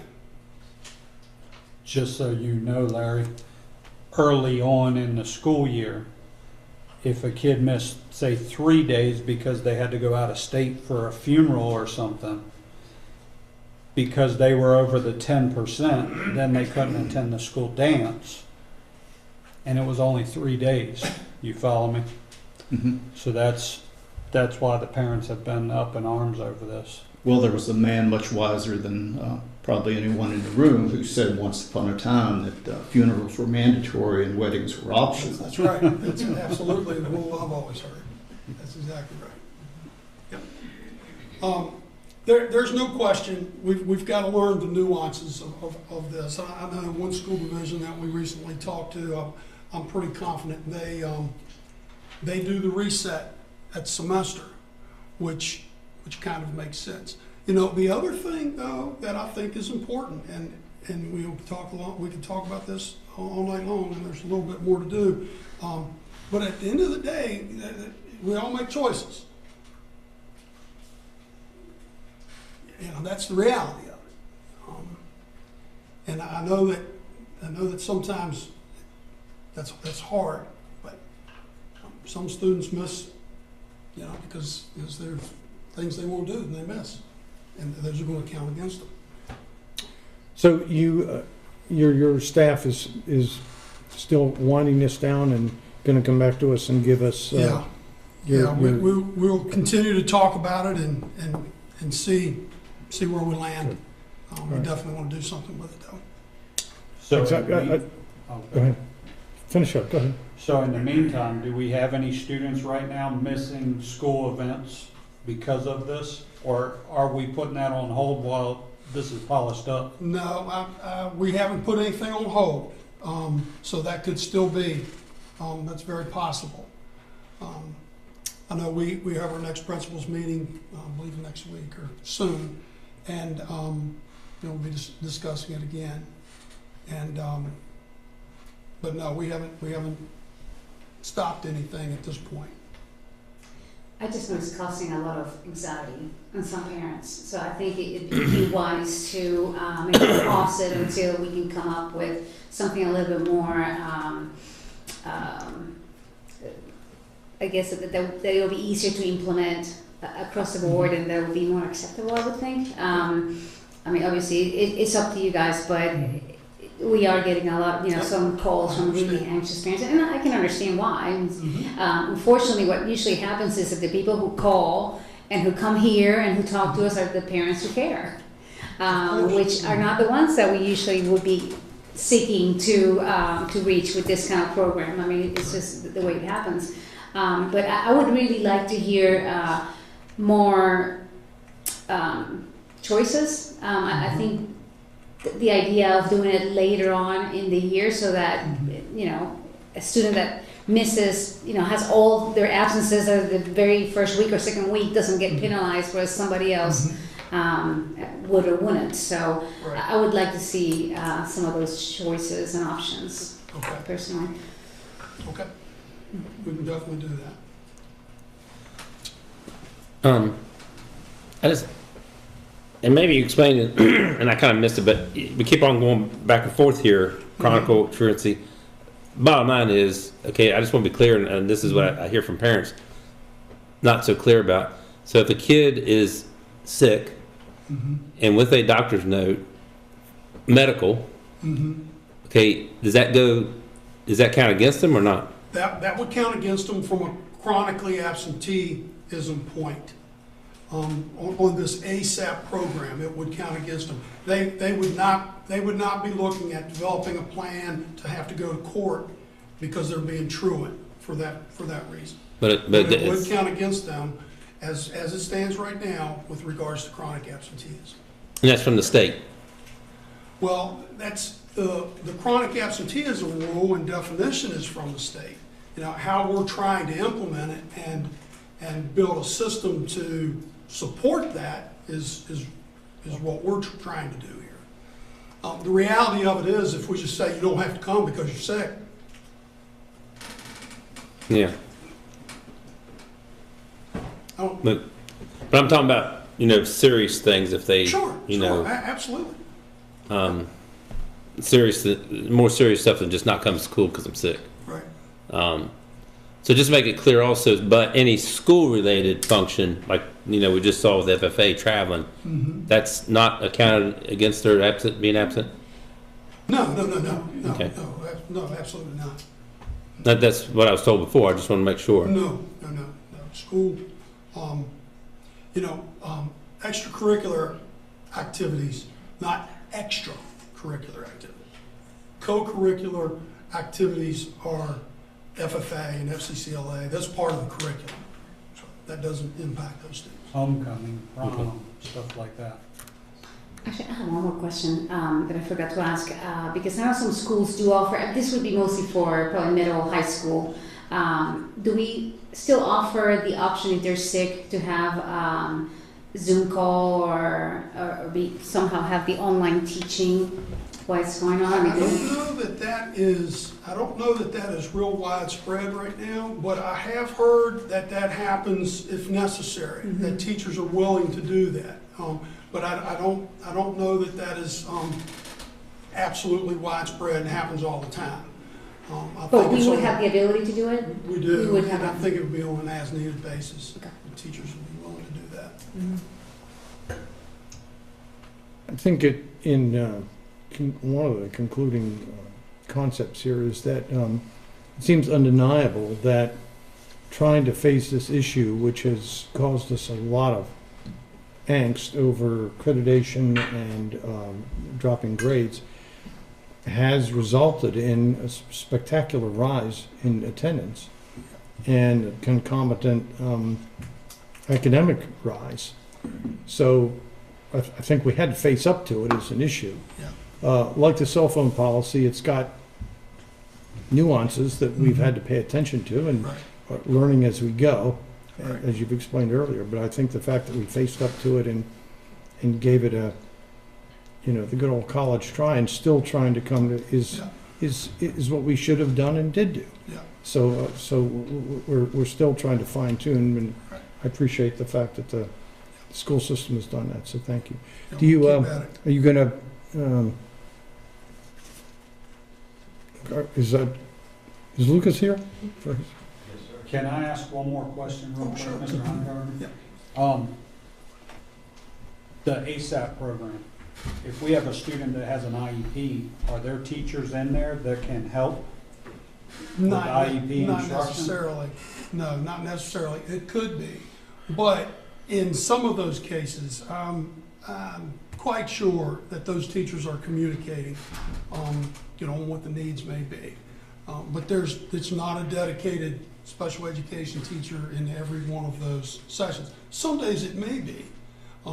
In some schools, the same teacher does it most frequently. In other schools, it's on a kind of a rotating basis. But to say, is there a special education student there every time there's a special ed student there, that would not be accurate. So does it still does it still make up for the time missed in school if it's a special needs kid that Sure. has accommodations? Sure. Okay. Thank you. Thank you. Thank you. Thanks, Dr. Heingarten, appreciate it.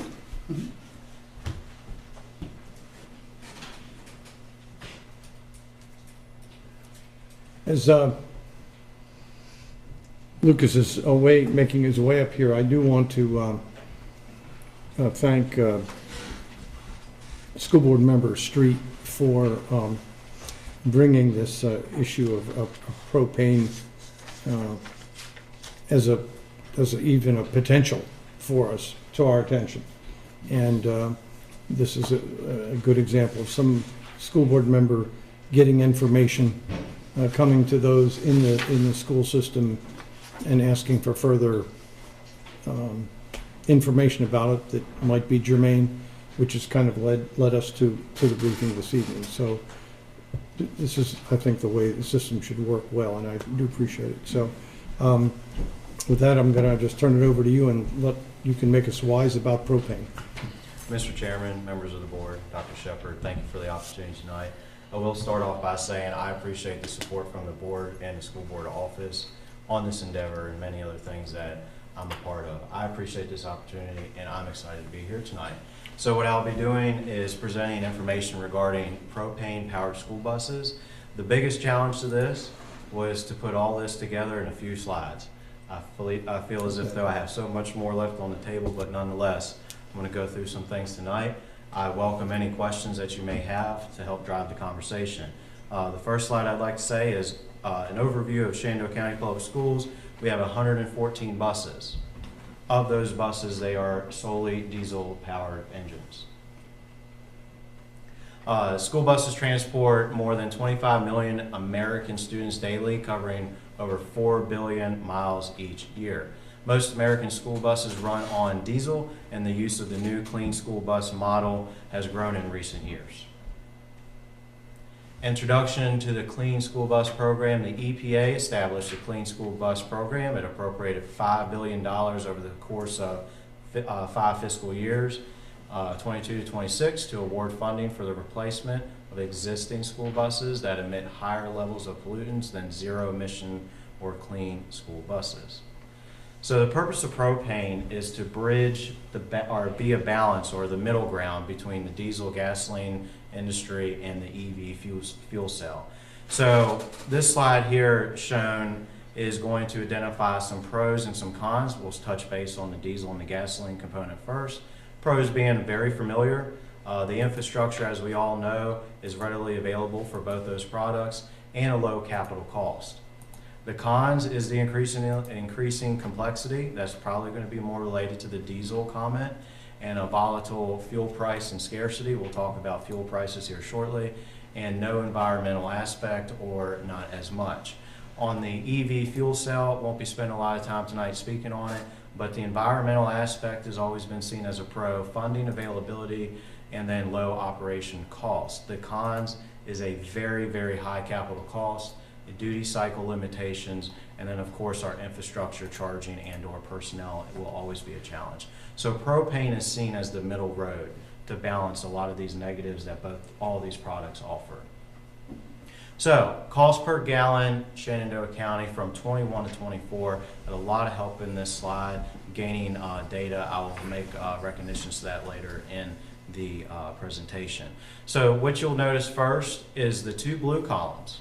We're going to talk a little bit about rebates and credits, but I want you to notice that the first column that's listed as propane 21 will be indicative of the year 21's cost of propane. The next column next to it will be the very same year where if there would be a rebate applied to that price per gallon. Okay? And then you'll see the cost of diesel in 21 and the gas in 21 and so forth in 2022, 2023, and 2024. What you should notice is the fluctuation of diesel and gas prices and the stability or consistency in the cost in propane. So diesel got up a little bit over $4 in 2022, and propane has seen maybe a little over $2 over the course of that calculated time. Okay. So let's talk about some other numbers. Diesel bus purchase costs. This is a pretty significant slide. Diesel bus purchase costs from our current vendor. I asked both vendors, and I'll discuss the purpose of me indicating two vendors, is I asked them to provide an expected cost in around July 1 of 2025 as it relates to CIP funding. And the diesel bus purchase cost was listed as $138,377. And the approximate cost for a propane-powered bus in fiscal year 25-26 around July 1 would be approximately $176,000. The approximate difference between the two being about $37,000. Okay. Okay, I have a slide here. I recognize that the literature is quite on the small side. I wanted to highlight the savings that are potential with propane. There's a couple of numbers I'm going to share with everybody. This chart, so that way it'll be a little bit easier to see, if I may. The main thing I want to draw your attention to is the cost of ownership. The price per gallon, or the cost to operate a school bus per mile, or the cost of ownership over the lifespan of the school bus. I'm going to be mainly speaking and referencing the propane and the diesel. The two, there's obviously this chart was based on a study that was not Shenandoah County. So we need to keep that in mind. Two things that I wanted to make sure that were brought up to the board that are relevant to the conversation is the price per gallon on diesel. And so, like I said, all of our buses are diesel. So I wanted to make sure I was clear in saying the price per gallon of diesel from year 21 to 24 has been between $2.75 and upwards of $4.23. The oil change intervals on our school buses we do at 8,000. There's many slight variants to all these numbers as it pertains to this is not Shenandoah County, but it does, after all this, paint a clear picture of cost per mile savings utilizing a propane powered bus. In some ways it's not as significant as this chart projects, but it still exists. So at the bottom of the columns where it says total cost, you'll see propane column 1 and propane column 2, just like I showcased in that spreadsheet or that graph where there is a rebate. I will discuss a little bit more in detail shortly in regards to that rebate. You'll see the cost, total cost for gasoline, and then total cost for diesel. So in this particular case, considering all maintenance costs and fuel cost for propane bus versus a diesel bus, you will notice that there is a cost per mile savings after rebate in a measurable way from, on this particular case study, $1.46 for diesel per mile, and with a rebate, just over $1 for propane. Okay, any questions? The next slide. I'd like to give you a little bit more data, a snapshot of cost per mile only considering fuel. So this chart here highlighted a case study, again, that was not of Shenandoah County. I wanted to give a little bit more specifics regarding the fuel, and I've taken out the maintenance cost. And I utilized our numbers at Shenandoah County to try to build a better, clearer picture. So propane can be projected to save around 9 cents per mile of operation. So just to give you some round numbers, a bus that travels 2,000 miles per month and is in service for 15 years, I utilize 15 years because that's the recommended cycle from the VDOE of the school bus, would save approximately $27,000 based on this year's fuel figures alone. So obviously I can't project for 15 years what fuel would do and what the market and industry would do. Utilizing the cost of fuel today is what I base those numbers on. Any questions? Again, we have 114 buses.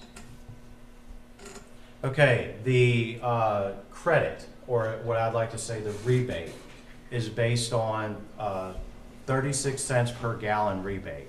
So the cost at the pump, which I'll talk a little bit here shortly, will actually be at the satellite center, should we adopt and consider. But the cost of the gallon, at the end of the year, we would file for rebate, and we would get upwards of 36 cents per gallon. As you'll notice on the side of the slide, it is set to expire in December 31st of 2024. I would assume, which is a scary place to be, that it would be continued. But it has been a program for the past couple of years. I have reason to believe that it would continue, but I cannot guarantee that information. I will be looking for legislation and trying to monitor that. Is this a federal grant? Yes, Okay. this is federal. Okay, the EPA released the third round of rebates, and this is a little bit about also why I'm here tonight in regards to a grant. We discussed that there was an added cost to a propane bus.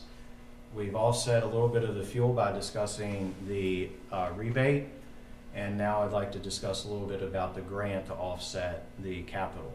The EPA released the third round of rebates. The deadline is January 9th of 2025.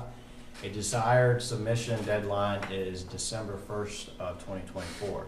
That is not very far from here, but I do have partners at the only propane dealer in Virginia ready to assist me in writing that grant. In order to comply with their request, I would need to have my portion of it completed by December 1. Propane projects can receive between $20,000 and $35,000 per bus. Working with the only vendor in Virginia that sells propane buses, and through historical data, this county would likely receive $25,000 if awarded the grant. Applicants must scrap a 2010 or older diesel school bus to be eligible to receive funding for propane buses, of which we have. So if we were to be awarded a grant, we would likely be awarded $25,000, and it would be one bus for one bus. Any questions? Would we be able to sell that bus or scrap, as in take it to a scrap yard and get rid of it? So the cost of the school bus would be solely on the division at purchase. And then the rebate would then reimburse us for likely the amount of $25,000, which would require us to comply. We would have to scrap it. It would have to be destroyed, and evidence of that destruction provided in order to receive the rebate. One other question, do we have propane filling stations able to supply these buses countywide? No, sir, and I do have a little bit more information coming for that in the slides. Absolutely, good question. Any other questions? Okay. So I want to talk a little bit about diesel versus propane, just to be very open about it. Diesel added cost considerations, but not limited to. These are things that many of you are most likely to know, but nonetheless. Power add-ons such as turbos, emissions components such as EGR, the diesel exhaust fluid, which is an additional additive to the fuel system. Diesel fuel is more expensive. Diesel fuel cost is subject to wider fluctuations, as I showed earlier. There's more carbon buildup in the engine, and there's more maintenance components associated with that engine. Any questions? Okay, propane added cost considerations, but not limited to. The infrastructure, training for the technician, added tools and diagnostic equipment, the additional inventory of parts, safety consideration for building structure, staff, and access distance from the bus vendor and supplier of parts, and then satellite fueling stations, which I have a couple slides to help us with that. Do you have any questions about that? Petersburg is the dealer that is closest to us, right south of Richmond. Any questions? All right. So I'm not going to spend too much time on this slide. The short answer of this is it is beneficial to the environment. The particulate matter out the exhaust pipe is close to zero, and a 96% reduction in NOx.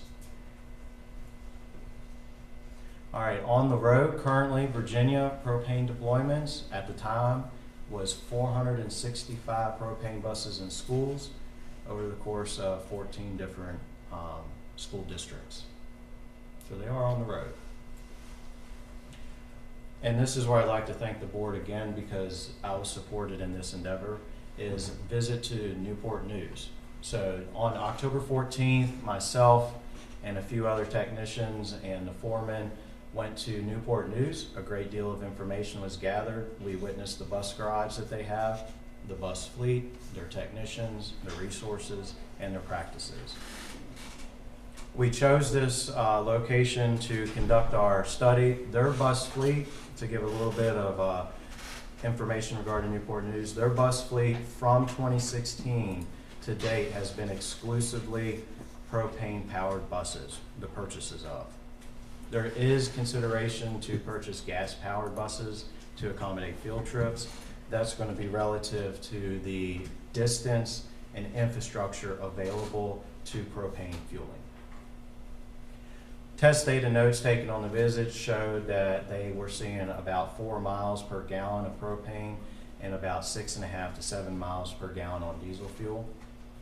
And a test drive was conducted of a propane bus with our staff. One significant benefit that I was witness to was the reduced noise feedback into the engine compartment from that propane powered engine. Any questions? Okay. By the numbers case study, again, this is information from Newport News. 76% of the routes run on propane. 153 Bluebird buses are utilized, and they have the Roush Clean Tech fuel system. They are indicating $2 million in savings over the course of fuel and parts since 2017 and the launch of their fleet. At least $0.25 cost savings per mile, and they have received over $1.7 million in grants and incentives. So here's an example of infrastructure. To answer your question, there is no local fueling station for us that's readily available for our school buses. The next best option, and what Newport News went to, was satellite centers. If this would be implemented in our division, my recommendation would be a satellite center built at the bus garage with the renovation of a bus garage to incorporate the usage of propane-powered school buses. They have, this is actually at the site that we visited. I took some pictures to bring back to show everyone. And what you'll notice is a propane tank, a fueling station. I have a couple more pictures to show, so I don't want to give away what I was going to say. Any questions regarding? Okay. So this is where they started. It is not necessarily my recommendation, but again, Newport News was almost essentially a pilot, in my opinion, and they utilized temporary mobile fueling stations. It's not ideal, but it was done in order for them to conduct their study to decide whether or not they wanted to progress forward. This was their training station, if you will. More along the lines of what they've settled on, you'll notice that they have fuel stations for diesel, gas, and propane, and their bus garage in the background, and their bus drivers do fuel at that area. This is at one of their few satellite centers and bus garages that serve their school buses. A little bit farther back, you'll notice an overhead fueling station and some pictures of when they were installing the fuel pumps. So what's next? The grant opportunity is what's next, in my opinion, a possibility of a diesel-issued loaner propane school bus, the evaluation of our bus garage, and for site improvements to make those accommodations. Meet with our local stakeholders to discuss the codes and guidelines that would be associated with such an endeavor, and then investigation with local propane providers. I met with a local propane provider that expressed strong interest in helping to facilitate that satellite center. As far as costs associated with that type of improvement, we would obviously experience costs associated with the safety aspect and the permits and guarding this station, much like those safety barriers were in the overhead. But the vendor indicated to me that there's definitely opportunities there to assist us with that infrastructure and that satellite center. And then, of course, writing plans for proposals. Any questions? I got a couple. Yes, I'm almost done. So Okay, no, I thought you were. Any questions on this slide? Then I want to make sure I get everything. Yeah, go for it. This would be the last slide. And so things to consider as we move forward is propane is an environmentally healthy alternative to diesel. There is savings in fuel and maintenance in the time of ownership, limited fluctuations in cost per gallon with propane. Question is how long will the incentives and/or grants be available? The bus garage age and the structure/facility needs. Some of the SCPS buses are past the age of recommendations for VDOE replacement cycles. And then, of course, last but not least, the initial cost of the bus purchase. There's many people that helped me in this presentation. I do not wish to take credit for all, and that is a list of who is up there. And then what questions do you have? Question? I have a few questions, but one of the questions was, so you were talking about the rebate and you were also talking about the grant per bus. Are those the same or are those two different programs? Because you said the one was set to expire at the end of this year, and you hope that it'll be that it'll be re-implemented. But were those the same? It's a great question. They are different. So one is a federal rebate that anybody, I shouldn't say anybody, that we have access to per gallon, the 36 cents per gallon. The grant related to the cost of the bus is separate of that. Is that also federal or is that? That's EPA, so I would say federal. And then also, have you been able to estimate, because one of the things that you said was we would need to be training people and the cost of the tools and the equipment and all that. So two questions is, would we require new people or would we be able to train the people that we already have? And also, have you been able to estimate what those costs will be, those initial costs of setting up that satellite fueling and getting the new tools and the training and all that? Have you been able to estimate what the cost of all that will be? I believe some of that is the continuation of the conversation, but to answer your question more specifically, our technicians would be the ones that we would train. I feel as if they would be very capable of such, but we would have to train them. I also believe with the purchase of a school bus that the vendor would likely offer some sort of training at no expense. There is going to be training for us that we will have to go through, but I feel as if though that they would be partners in that endeavor. As far as the tools and equipment, the school bus is still a school bus, so I feel like a lot of the equipment will convey. The biggest challenge that this will be is through the diagnostics, because currently right now we have one vendor, which means our parts, our inventory, our technicians are trained and specialized in one unit. So adding that will also have to require us to purchase new diagnostic equipment. And certainly that is one of our higher costs. And it's also a continuation of costs because then you have licensing and software agreements. So we would have to have some form of diagnostic equipment like a laptop and then access to communicate with the school bus to diagnose and repair. It's a great question. But we don't know what the cost of those are yet. I can't say I know specifically what the costs are, but I know that our annual subscriptions for the school buses that we currently work on, the annual subscription could be a few $1,000s, and the computers are usually between $8,000 and $20,000. It's a good question. What else? Yes. Do we have any school buses that run 2,000 or more miles per month? Yes, we do. Do you know average how many? I used 2,000 because that was a number of a bus that did field trips but also was in town, so it was kind of a bridging of the gap. We do have school buses that are very close to town, in which that's what I would recommend utilizing the propane bus for. In theory or in planning, my recommendation, should we apply for the grant, should it be supported by the board and the local school board, is that we would apply for 2 school buses, and that those school buses would be used at the central campus as a result of the most feasible means of a satellite center being at the school bus garage, where we can maintain and conduct our research to decide whether or not the live data shows to continue to move forward. So I would suggest that those 2 school buses be utilized locally to the Woodstock area and the in-town runs, So that way they were still close to the fueling station.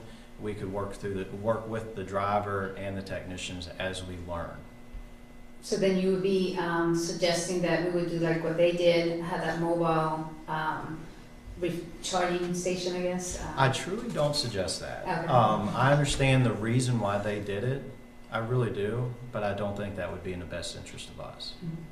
I think that we should come up with a little bit more of a permanent fixture that I think the local vendor would assist us with. Okay.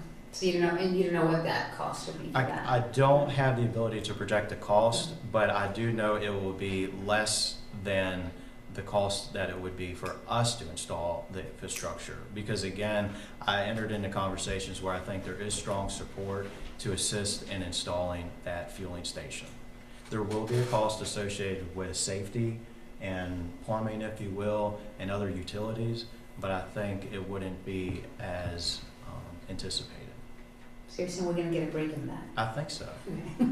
There would obviously be some form of an agreement that we would be utilizing that fuel, but I think it would be worth it. Any other questions? So at the end of the day, I think what would probably spark the interest of the board and the citizens is, I'm a big person on, and I want to applaud, give thanks to you and Phil and you all going, because I think that's one of the best ways to get educated is go to a source that's already doing it and they have the experience, because they're going to be the ones that say, well, if you heard something, they may say, well, that might not be exactly true, or the bottom line is their experience they share with you.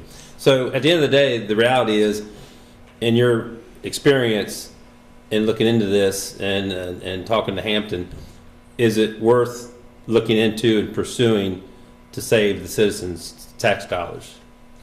It's a great question. I think if we have the ability to receive grant funding and this rebate for fuel, that it would be beneficial to the citizens of Shenandoah County. I don't think that propane-powered school buses would allow us to be 100% propane fleet. I don't think that would be a possibility. But if these grants are continued to be offered and that we could be awarded those grants and that this rebate would continue to be offered, that we would be able to apply, I do think it would be a savings to the taxpayer at some point in time in the duration of which we own that school bus. Okay. Any other questions? So for you to move and apply for those, because you said you have to apply by December 1st? Yes. So we have to decide? Tomorrow. Yeah, that's what I was going to say, okay. So Yes. the grant application just asks for the school board to be aware. The school board Okay. doesn't have to approve because it doesn't commit us in any That's way. Okay. So I put on this agenda item that this agenda item is notification that we That we're are aware. Okay. Yes. So we're able to apply without any commitment. Sounds good to me. The reason behind that is someone like myself applied for the division's behalf and they were awarded and the school board was unaware. Oh, dear, okay. To give you Yikes. context. Okay. Well, you have a video now that we're aware. Understood. Any other questions? All right. I appreciate the time and the opportunity to speak to you. Thank you. Thank you for Thank doing you. all this. Thank you. Great presentation, thank you. Thank you.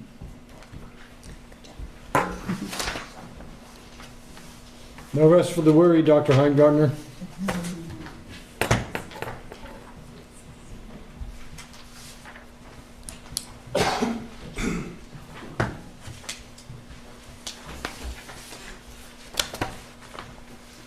All right, good evening. Once again. And thank you for giving me a chance to chat with you this evening about CIP. It's a very important topic, and it deserves some time and it deserves some attention. But I'm going to try to speak from 1,000-foot view, 50,000-foot level here this evening, and just give you some high points. But in case you needed to get into the weeds a little bit, we have some friends that I'm hoping are still on online are joining us virtually. You remember Mark Probst and Chris Phillips that presented on the Triplet Tech facility. Mark and Chris, are you available? Yes, sir. Yes, we're here, Dave. Okay, very good. Thank you all very much. I know you've been waiting a little while, and we certainly do appreciate that. But I felt it was important because all of this information is timely, just like everything is timely. And you know, every time we say, well, hold on a minute, we'll have to stop and ask somebody, and I'll get back with you. It just takes more time. So I really appreciate Mark and Chris being here to help if we need have any questions. Well, there's lots of information to share, and we got a little precursor to the CIP. And I have to say, though, there is at least one person among us who thinks this is the happiest time of year. And it's not because it's Thanksgiving or Christmas. But Dr. Shepard loves this, and this is in her wheelhouse. And so I'm asking for her to please jump in and chime in and share. There's a lot of information. You know what?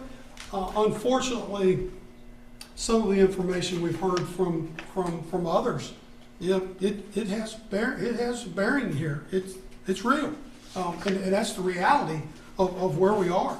And I can tell you one thing: this guy and his team are doing everything they can to help with that stuff. But we'll talk more about that here in a minute.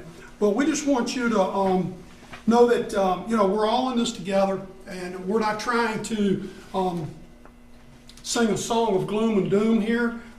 We've got great schools, we've got great facilities. People that come to our schools, they're like, oh my gosh, I can't believe this. One of our problems is we're too good at it. Some have said, you know, you cover up things too well.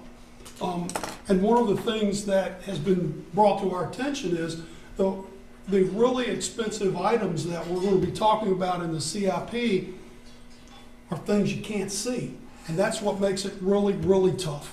It's the pipes below ground, it's the electrical and piping above head that people can't see that cost so much money.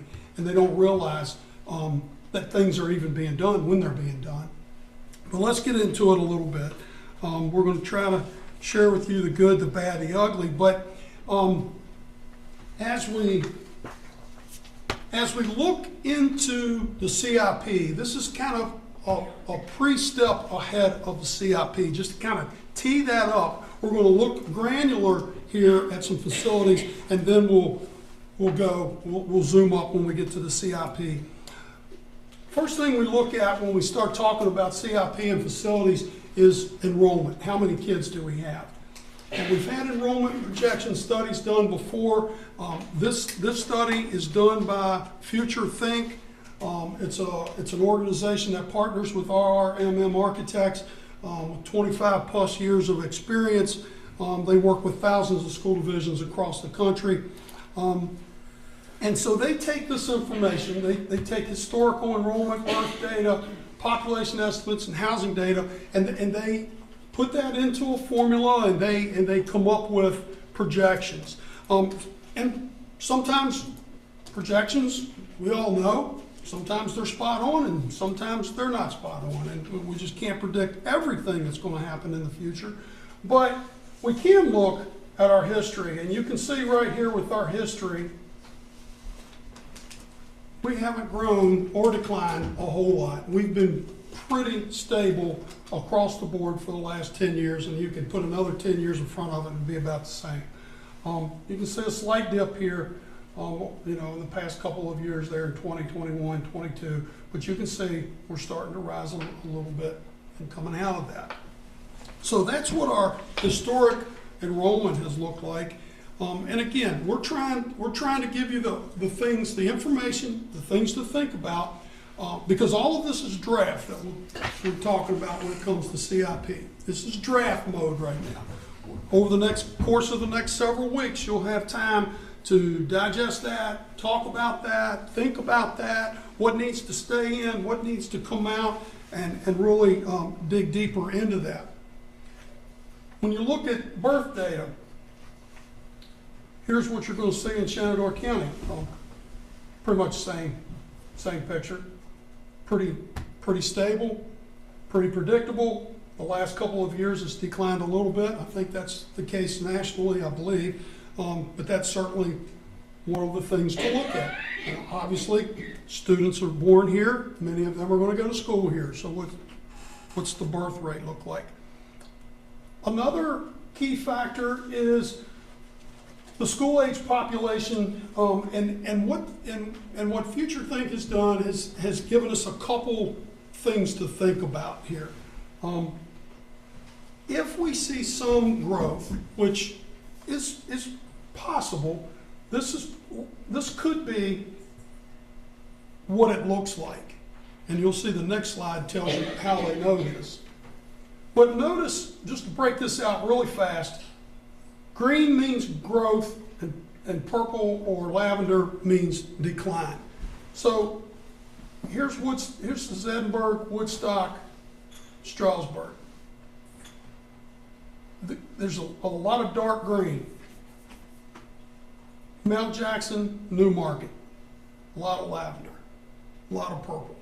It's no question where the growth is going to happen. We know that, and that's something obviously could change, but for the most part, we know that between Woodstock and Strasburg is where houses and developments are going to take place. All right, so it's not hard to figure that out.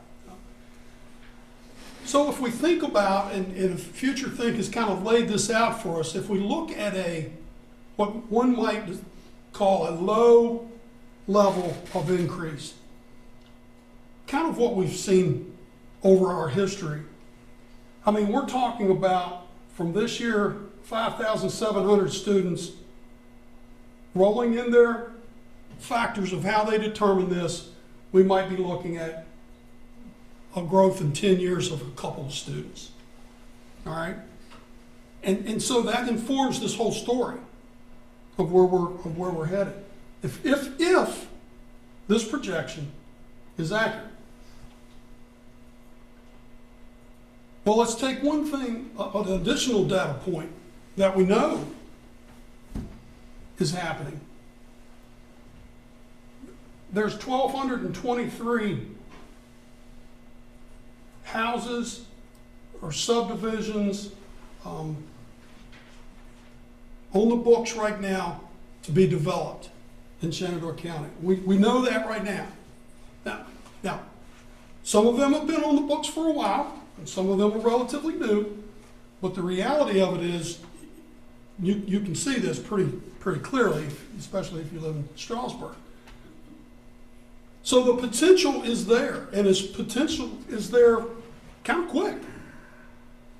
But again, some of these things, I know there's a subdivision behind my house that's been vacant for 10 years probably.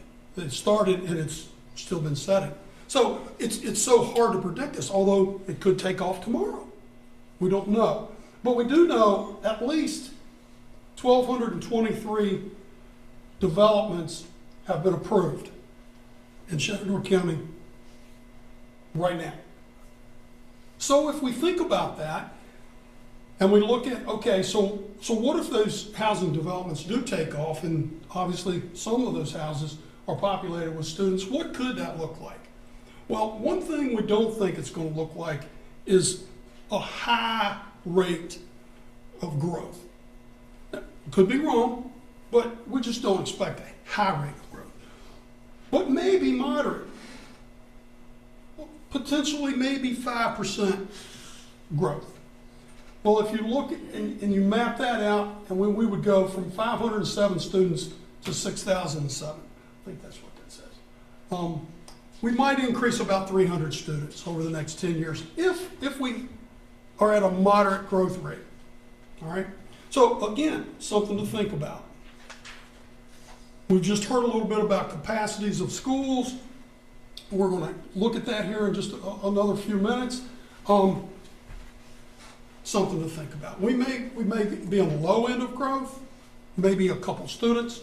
We may be in a moderate place of growth, maybe a couple hundred students. really don't think we're going to be in a high level of growth where we see hundreds and hundreds and hundreds of students. So that's important to know, and it has to inform where we go. All right, so that's about projection of school enrollment. Let's talk about capacities a little bit. If you look at our current capacity, and we're going to talk about capacity a couple different times, because I think it's important to try to wrap our heads around capacity a little bit, because it can be confusing. Right now, and this again is information from Future Think, and our friends from RRMM have helped with some of this as well, putting this together. Really and truly, right out here, you're reaching capacity. All right, if we're thinking about those numbers, we're potentially not hitting capacity, except for Sandy Hook Elementary School. Okay, which again is something that we've got to talk about, because there's a difference between 100% capacity and 90% capacity or 80% capacity. Some would say if you're at 100% capacity, you're already way behind the game here, because you already got major problems. You've got to be working to anticipate that. So, but that's a whole other part of the discussion that's not relevant at the moment.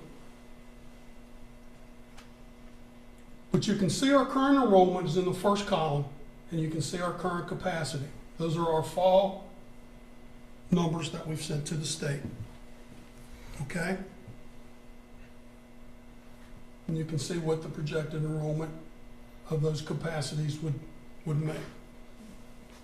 So again, our schools, the number of students I don't see how that can help drive a conversation around needing to do something huge and different, not based on the number of students. However, let's think about, there's lots of different reasons for doing things. Here's where this gets a little bit more hairy. If we think about our focus and our priorities, we cannot ignore facilities conditions.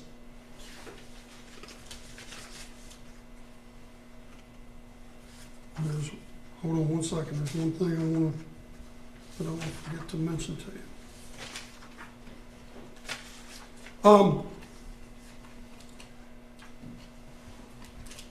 So focus and priorities and facilities conditions.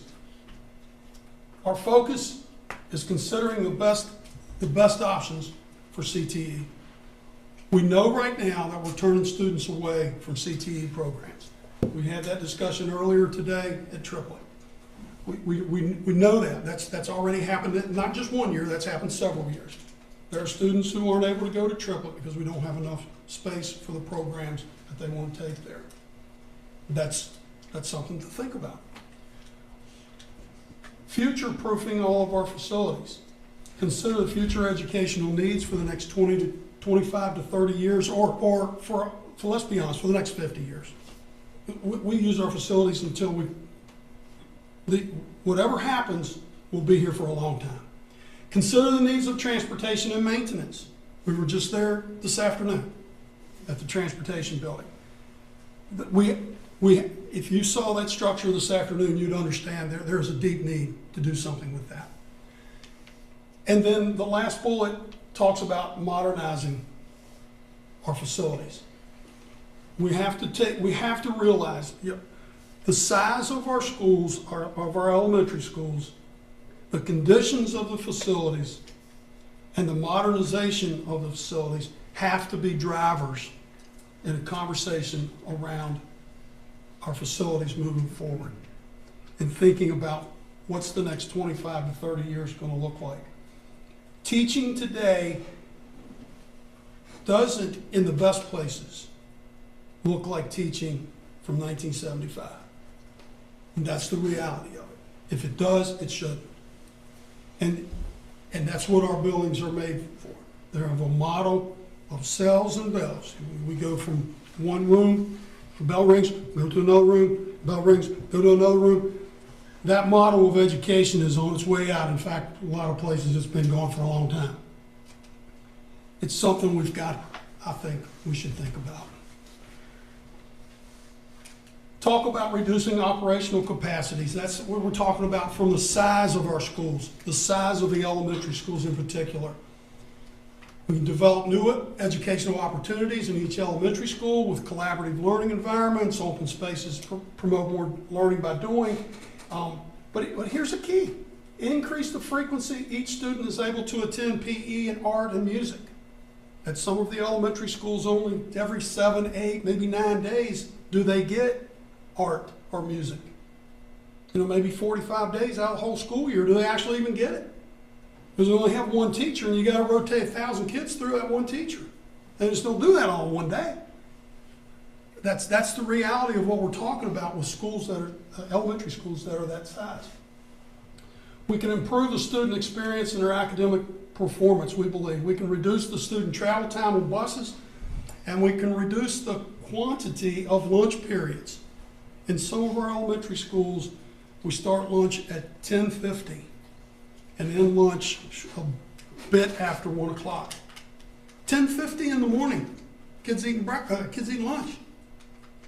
Because by the time you get them all through there, you know, they don't have any more time during the day. It takes that long to get 1,000 kids through the lunch line. That's the reality of what we're talking about. One other focus and priority is to reduce this continuation of the elementary size. When we talk about increasing operational efficiencies, we know what the traffic is like on the northern and the central campus. So as a focus and a priority, can we reduce the vehicular traffic on those campuses? Can we separate the buses and the cars? That will greatly improve safety. If you want, many of us, including Mark and Chris, have spent some time at 7:30 at the crossroads in Central Campus. And I'm telling you, at least 6 or 7 times, try it tomorrow. I can guarantee you it's going to happen. You will stand there and you will go, oh, oh, cars just missing one another. It's unbelievable. I don't know how there's not more wrecks there. And that's a problem. Someone asked me the other day, what's a legitimate criticism of Shenandoah County Public Schools? I said, traffic situation at Central and Northern Campus. That's a legitimate criticism. That's a problem. And that problem is not going to go away if we don't do anything. That's a problem. And then if there are some enrollment increases, we might be able to accommodate those. So here are some considerations, and I've marked this as considerations of concern. That means that these are considerations that we didn't really want to consider. Okay? That we don't really think these are the answers. And I want to make that very clear. We don't think these are the answers. But we wanted to make sure we mentioned them because someone will say, have you ever thought about, or many of you may ask, have you thought about redistricting? You know, we thought about it, and we didn't feel like it was a good strategy right now. Okay? It doesn't address future needs, and it doesn't sufficiently reduce the number of elementary students in some of the elementary schools. Plus the fact that we would have to move the lines and shift the lines so far into the central attendance zone that students would be on the bus even longer to get to the southern campus schools, which are the least, have the smallest capacity, have the smallest enrollments. So we don't think that's a good idea. We could put a small addition on to Sandy Hook. We saw Sandy Hook enrollment may grow a little bit. They're close to being capacity. Well, let's just add on Sandy Hook.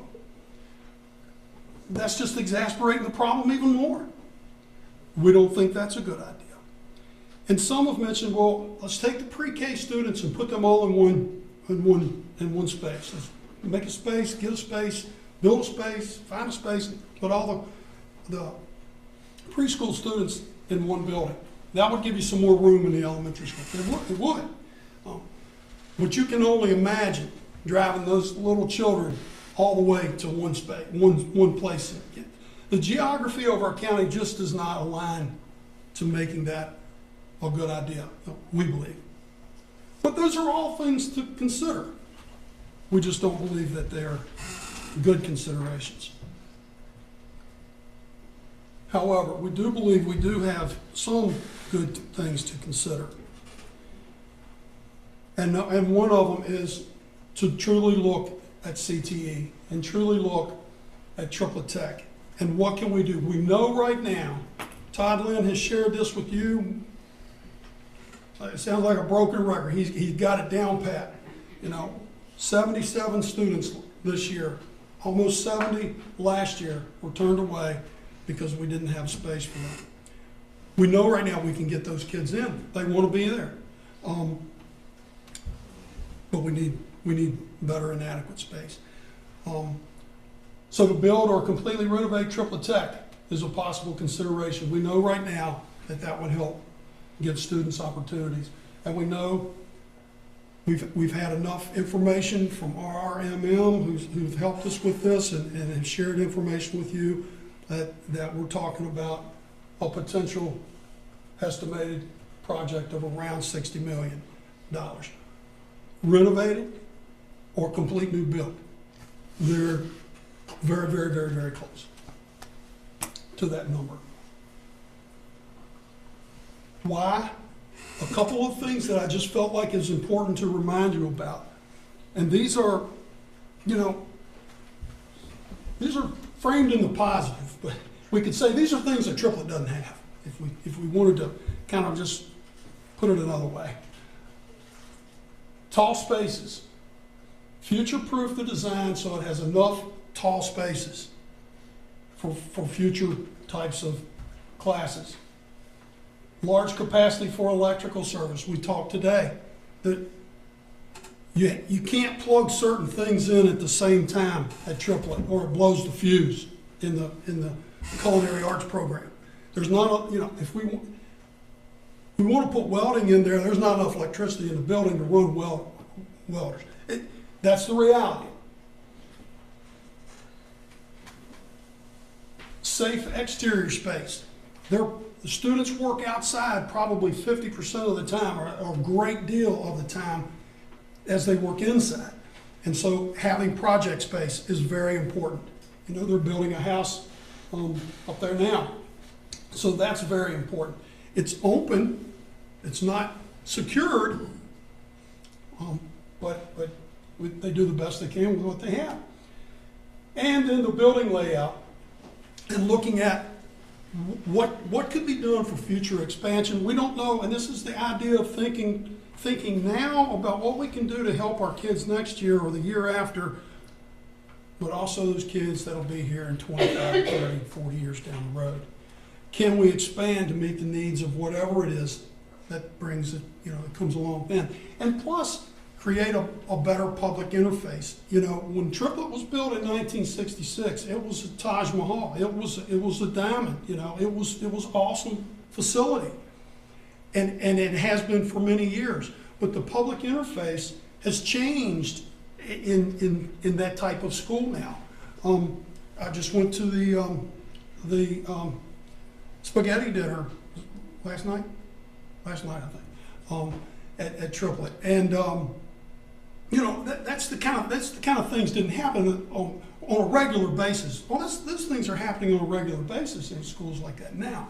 And so how can we improve the public interface at Triplet?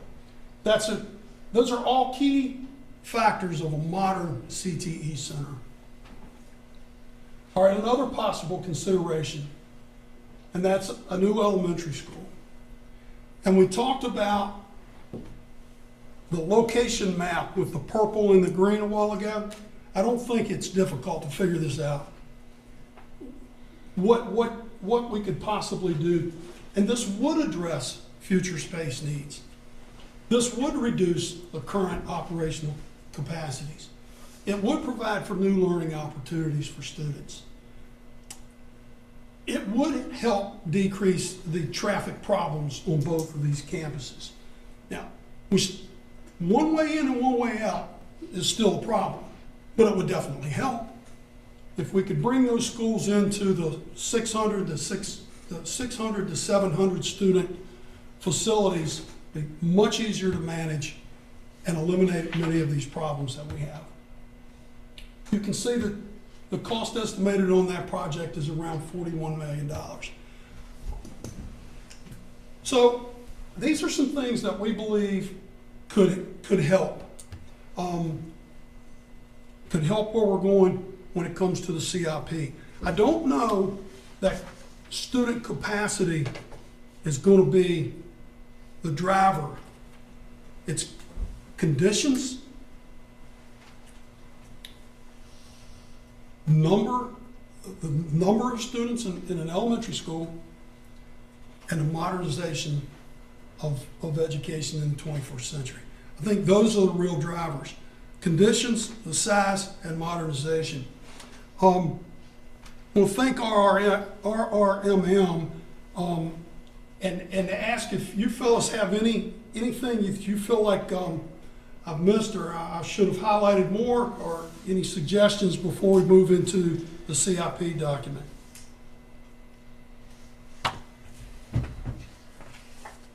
Mark, Chris, you guys have any suggestions?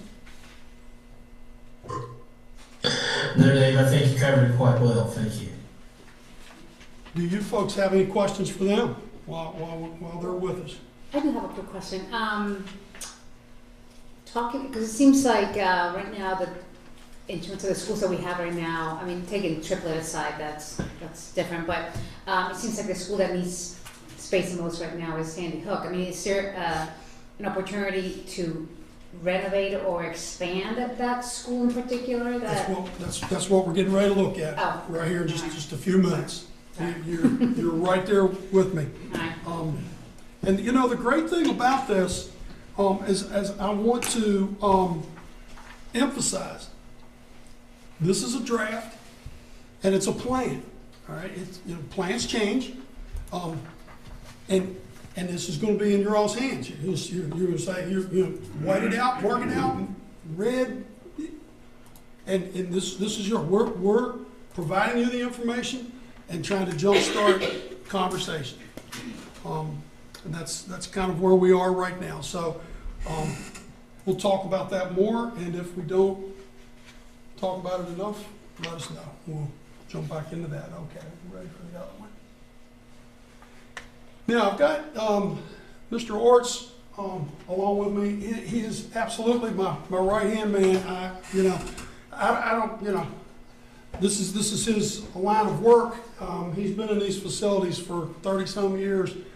He knows where every bolt is and all of that. So he's a wealth of knowledge and can really share a lot of background, history, as well as things that we need to be aware of. So I asked Danny to be available this evening and help answer any questions that you may have, or anything that I may get wrong. You say, hold on a minute, that's not right.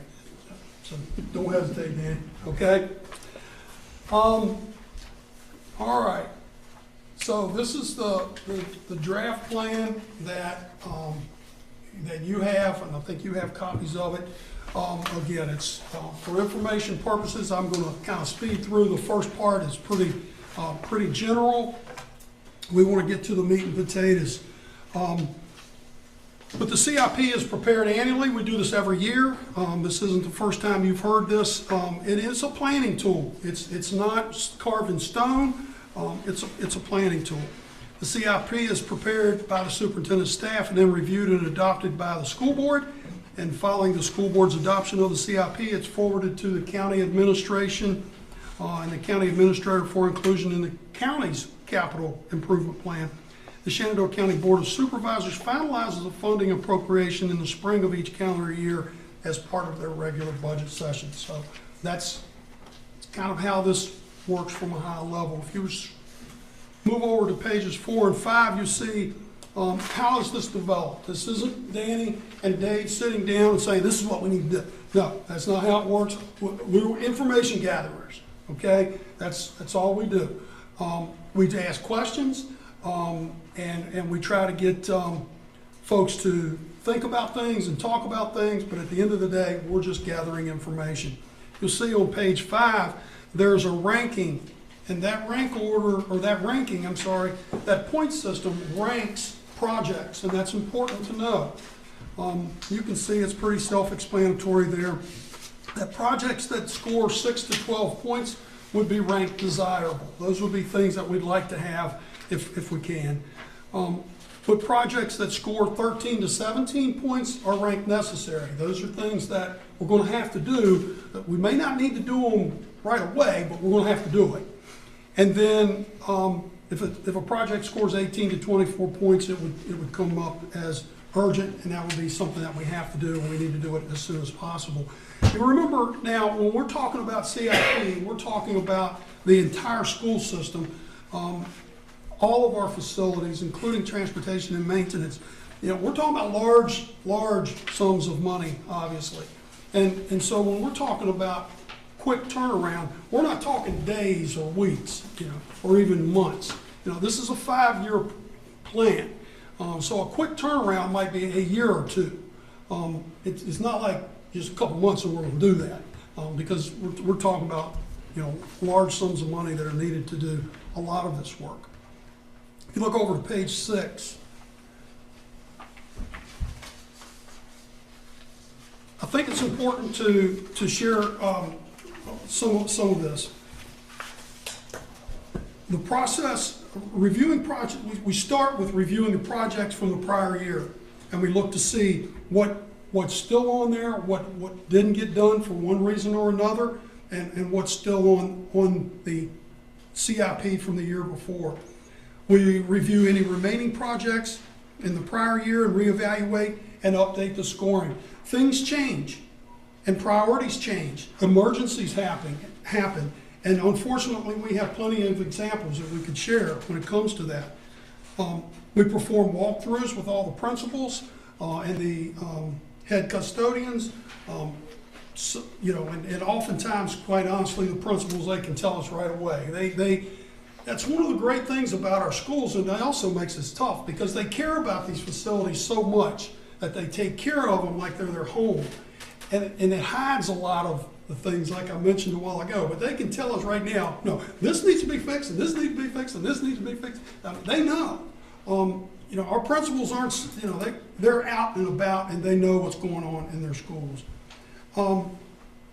So we find out information from them. We evaluate the new projects that have been identified through an ongoing facilities review by Danny and his team. They may see things above the ceiling or in boiler rooms that sometimes principals may not know about. Danny's going to say, hey, if we don't take care of this soon, it's going to be a real problem. Then we put together recommending a schedule for completion of the projects based on the ranking criteria that I just mentioned.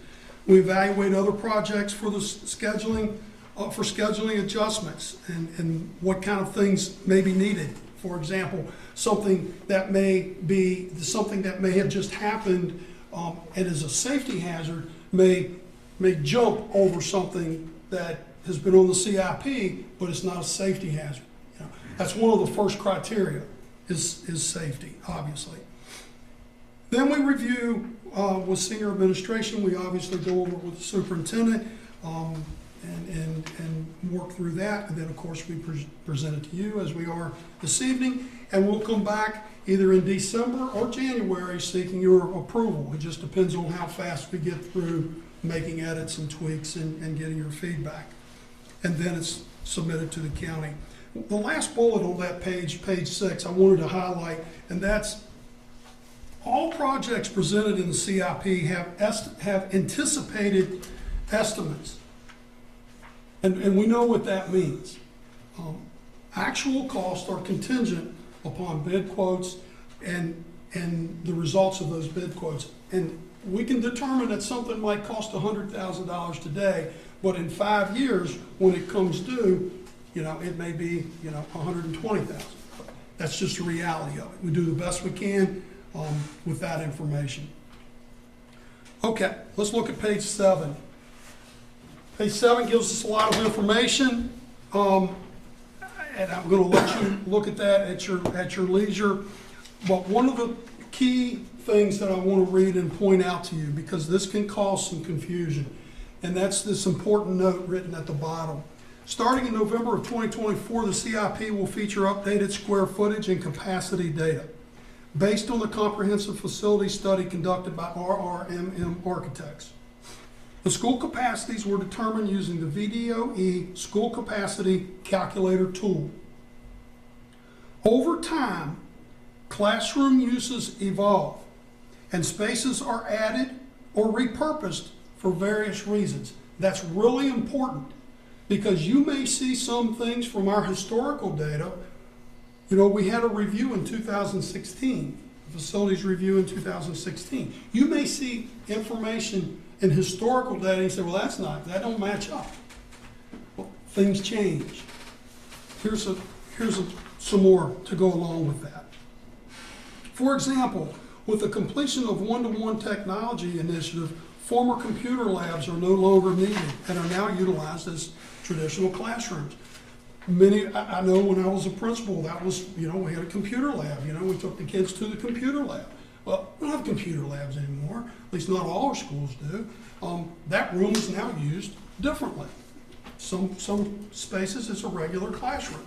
Obviously, kids all have a Chromebook. So that's a very good example of how spaces change.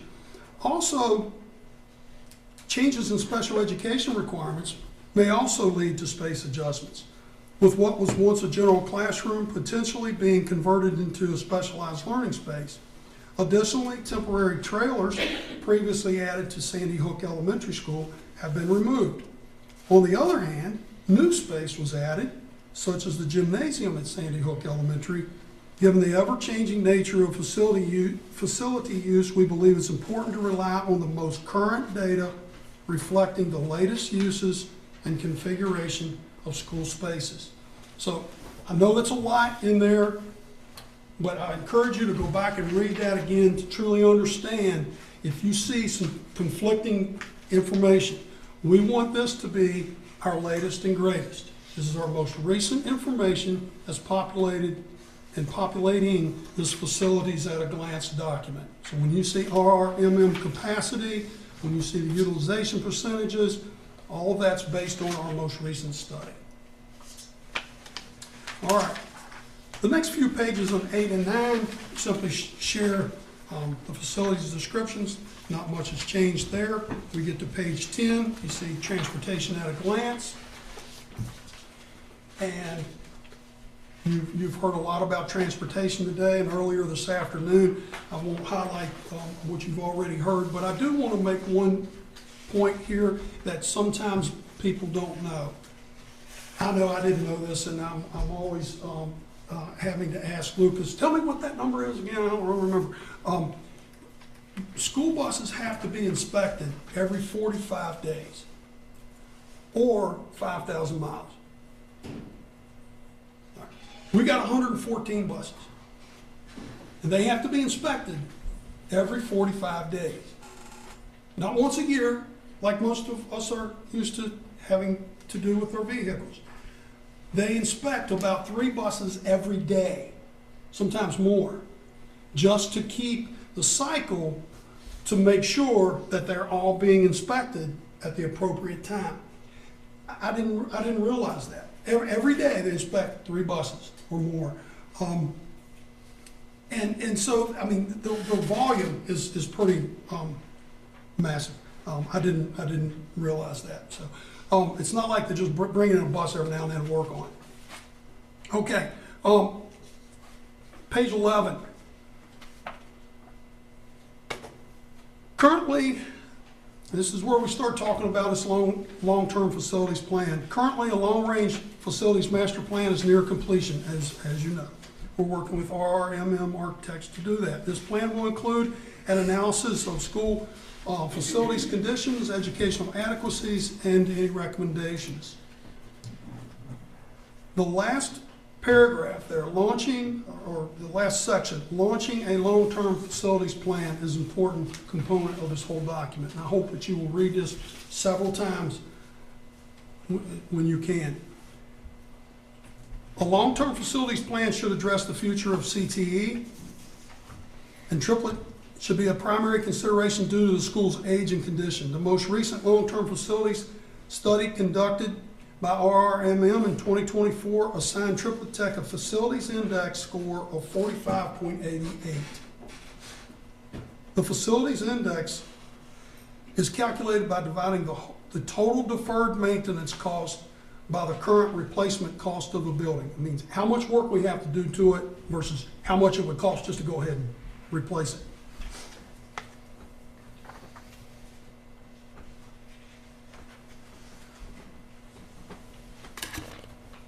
The score, triplet score, was the highest among all SCPS schools, highlighting the urgent need for attention. As a comparison, Peter Muhlenberg Middle School had the lowest FCI score in the division at 14.41.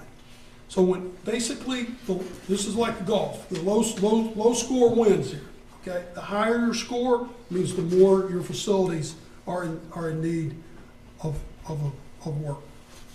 With regard to triplet and possible construction, it's been estimated that a complete renovation or a new build would cost about $60 million. A conservative estimate of architectural fees is about 8%. I've heard recently between 6 and 7, so 8 would be pretty conservative. 8% of that $60 million would be about $4.8 million just for the architectural fees, okay? Phase 1, the design phase is about 75% of the 8%, or about $3.6 million in this scenario. And you can see that the design phase breaks down even further. The schematic design would be about $720,000.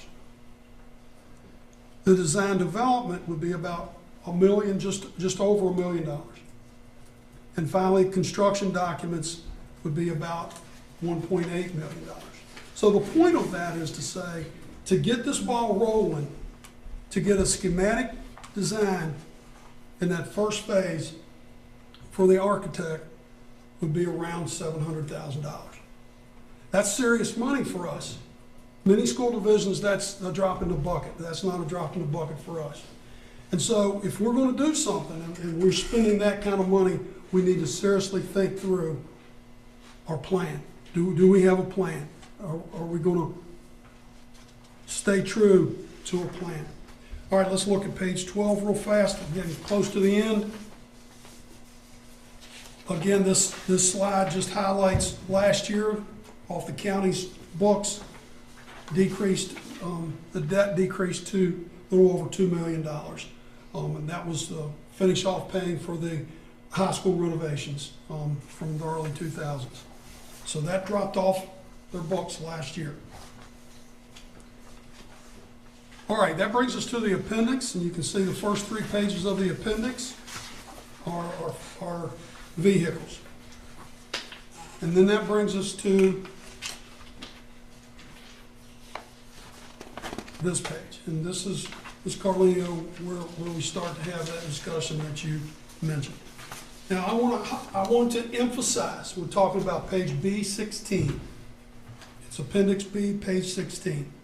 I want to emphasize, this page and the following page are ideas. This is just a way. This is just a thought. This is just a launch discussion. We want to get, this is where we want to get to with a long-term plan. A prioritized long-term modernization plan. And you can see, I've called this option A, and you can see how it's ranked. It's ranked by the Facilities Condition Index, which some would say, well, that's a logical way to look at it. Let's take care of our worst first. So if you look at this, and if you think of it in phases, and you could tear this completely apart and do it all kinds of different ways. And I've got one way that's not even in here. And RRMM actually shared some more with us yesterday that I'm going to share with you as soon as I can about other ways to think about trying to tackle this beast, or skin this cat, as they would say. We're not going to do it overnight. It's going to take some time. But here's one way of thinking about it.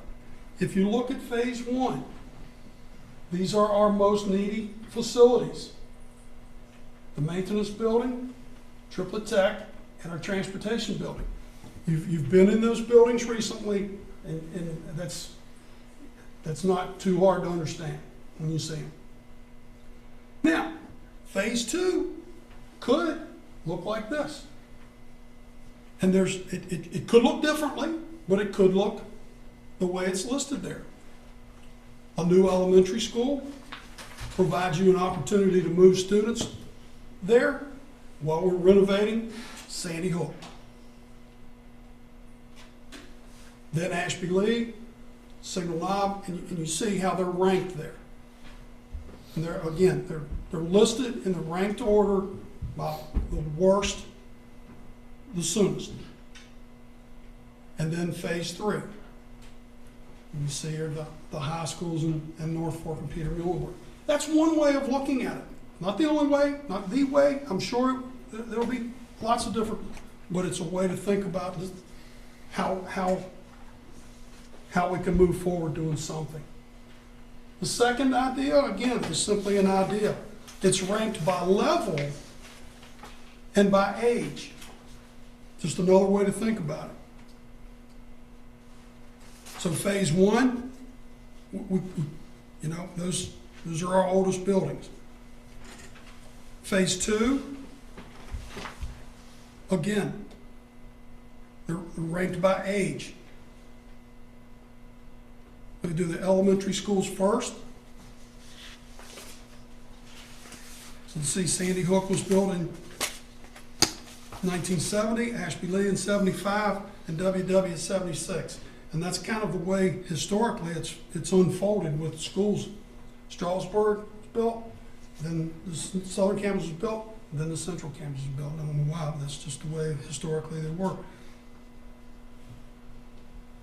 Of course, the high schools were done all the same year.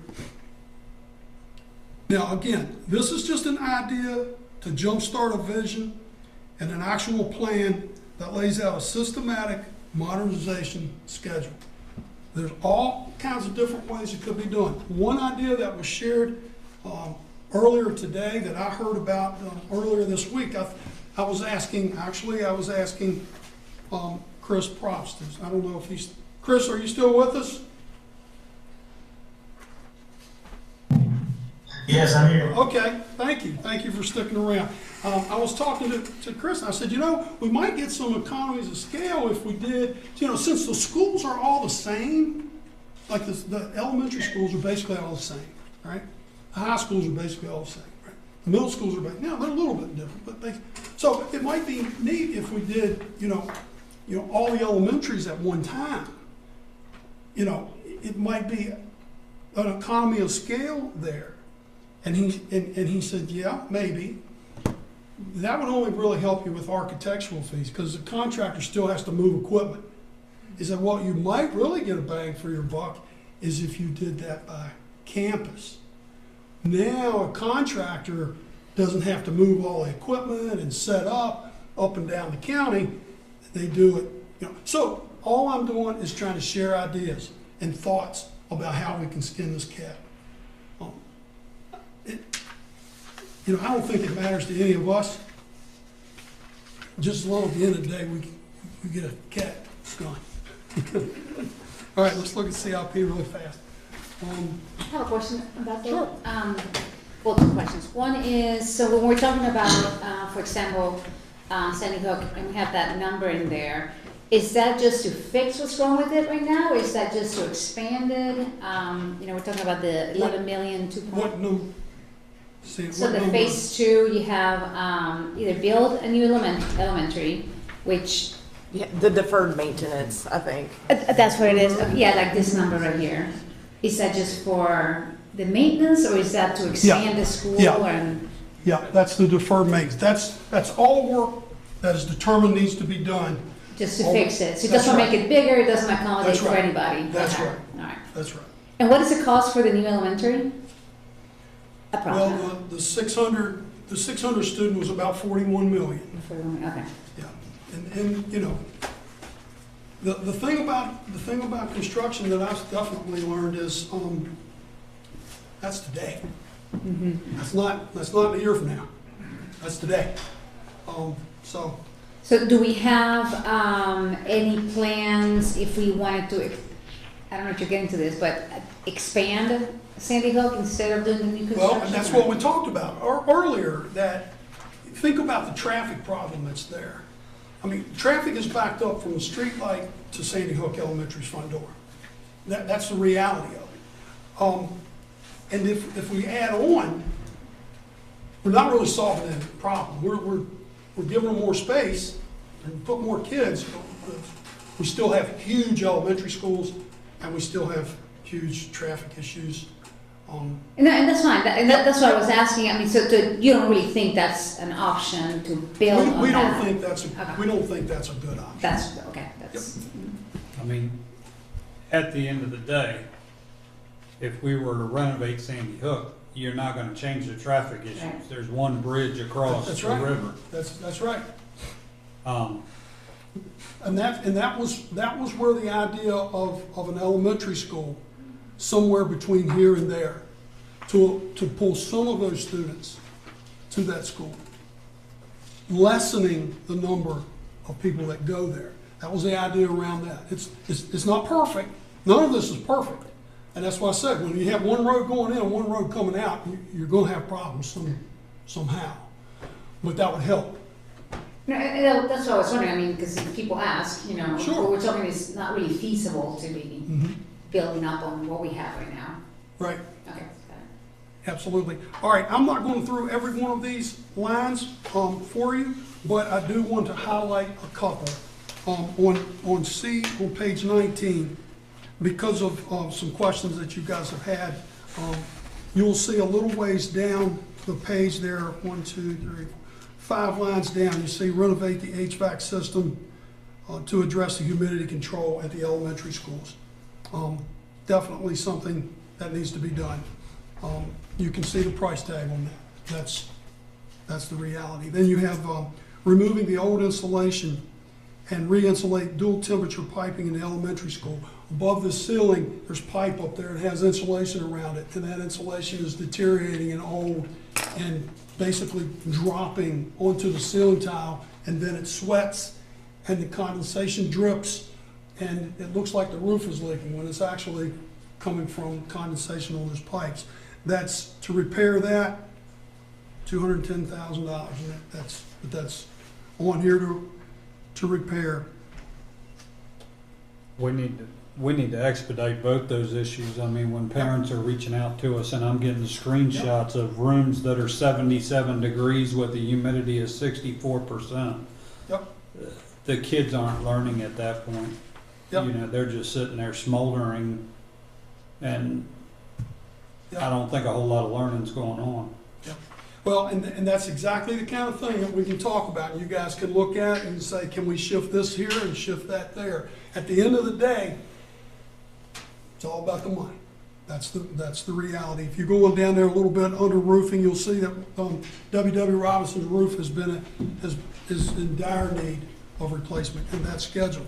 Ashby Lee's was 2 years ago. They replaced that roof 2 years ago. Sandy Hook was this past summer, and this coming summer, W.W. Robinson gets a new roof. If we keep growing and we look to page 20, C20, you'll see the first 4 lines there have to do with renovation of Triplet Tech, the potential construction of a new elementary, the renovation of the bus garage, and the renovation of the maintenance shop. If you go on down several lines, you'll see playgrounds. Playgrounds have come to your attention, and you can see where the playground equipment. I'll tell you, the playground equipment playgrounds got started by PTOs, and that's the reality of it. At least from the recent history, maybe many years ago, the school division put in playgrounds, but typically in the last 20 years or so, PTOs have built, and now we need to take that on because it is definitely. And all good things to do, but maintenance becomes an issue. All right, if we look at page 21, I want you to look about halfway down the page, and you'll see sewer line reconditioning and lining at Peter Muhlenberg. I know that's been brought to your attention. Same thing right under that, sewer line reconditioning and lining at all the elementary schools. And you know, you see the price tags on these things, and that's the reality. But Danny has done a terrific job, and I really appreciate him looking at and trying to make sure that we include absolutely everything that we truly need to fix and repair our schools. If you look on 22, you can see the EFS, or the stucco around the 3 middle schools. That is very expensive endeavor. To repair that stucco, that tan beige stucco around it, incredibly expensive to repair, and then has lots of holes in it. What do holes in stucco mean? It means bees nest. It means bees nest. It means wasp nest. And you want to talk about a problem, that's a problem. But we do the best we can. The high schools need their elevators upgraded. Requirement. Some of the parts necessary to repair, they don't even make anymore. And those aren't really that old. When you think about it, you know, the funny thing is the 20-year-old gyms we still call, you know, those are the new gyms. 20-year-old elevator. Went to the new gym. So the elevators need to be fixed in the 3 high schools. You look on page 23, and you'll see just 1, 2, 3, 4, 5 lines down. You'll see the stadium lighting that Strasburg got this year, and I'm looking so forward to seeing those tomorrow night. Stonewall slated to get those next year, and Central the year after. So that will be a big plus there. So again, I didn't go through everything. I know I went too long, but I'm trying to go through as quickly as I can and make sure to pay this the dues that it deserves, because we're talking about a lot of money and important decisions. You have this now. We will be scheduling meetings with you, with your committees, to try and come in. Let's sit down, let's talk about it, talk to your constituents, talk to each other, bring information, ideas, and we'll keep beating this around till we get it where you want it. Dr. Shepard, anything that I want think to you add? covered it well. Well, Chris, Mark, anything that you guys want to share? No, sir, nothing else. I think you did a fine job. Okay. Well, please don't hesitate to shoot me an email or give me a call. If you have any questions, I'll do what I can to find them out, find answers. Thank you. Thank you. Thank you, Dave. Yep. Thanks, Dave. Dr. Shepard, before we go to 5.5, I'm going to feel prone to call for a recess. I would appreciate that. Okay, so if, unless anybody objects, let's take a 5-minute recess and reconvene at, 20 after 10?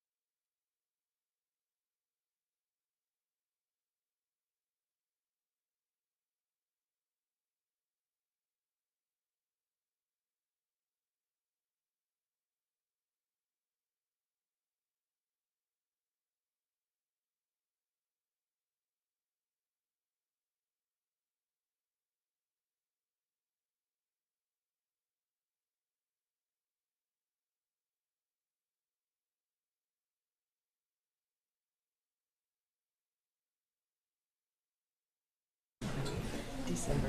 December. It's 10:22. We're going to reconvene, and I guess we're going to look at 5.5, information on the proposed voter registration policy. Dr. Shepherd? Yes, thank you. At the October 10th meeting, school board meeting, a school board member requested to add an agenda item regarding the registration of student voters. Attached to this agenda item is a draft version of the proposed voter registration policy. The key provisions of the policy include only voter registration, and elections office is authorized to conduct voter registration programs for high school students and adult education students. On school property, no third-party organizations are permitted to conduct voter registration efforts. School staff will not collect voter registration forms. Students will have the opportunity to bring the forms home before returning them. And to protect student privacy, no data harvesting will be allowed, and school staff involved in voter registration efforts must remain neutral and avoid influencing students' political preferences or party affiliations.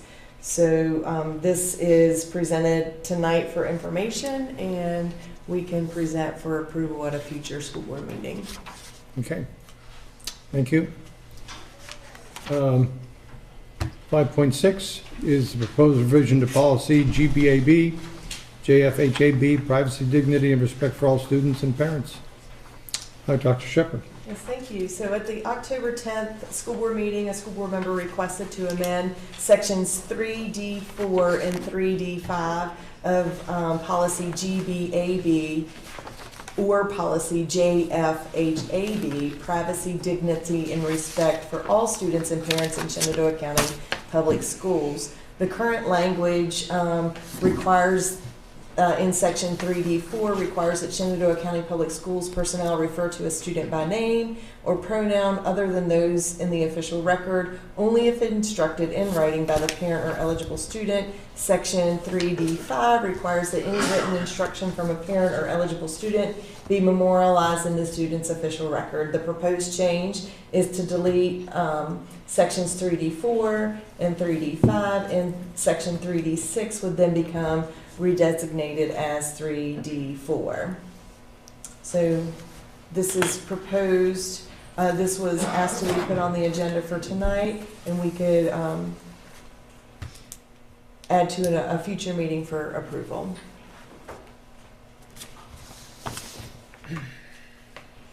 Okay. Policy 2BB, 2BP, library material selection review. Dr. Shepherd. Thank you. So, policy IIBP adopted on December the 14th, 2023 outlines the criteria for selecting and replacing library materials to support Shenandoah County Public Schools educational goals.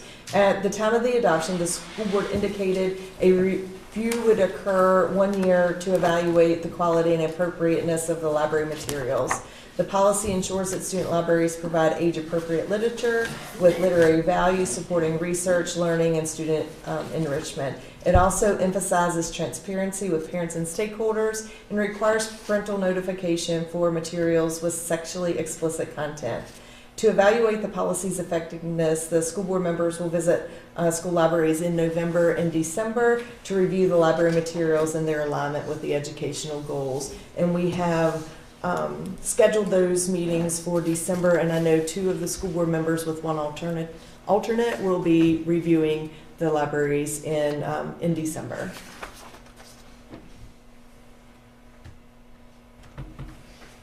Thank you.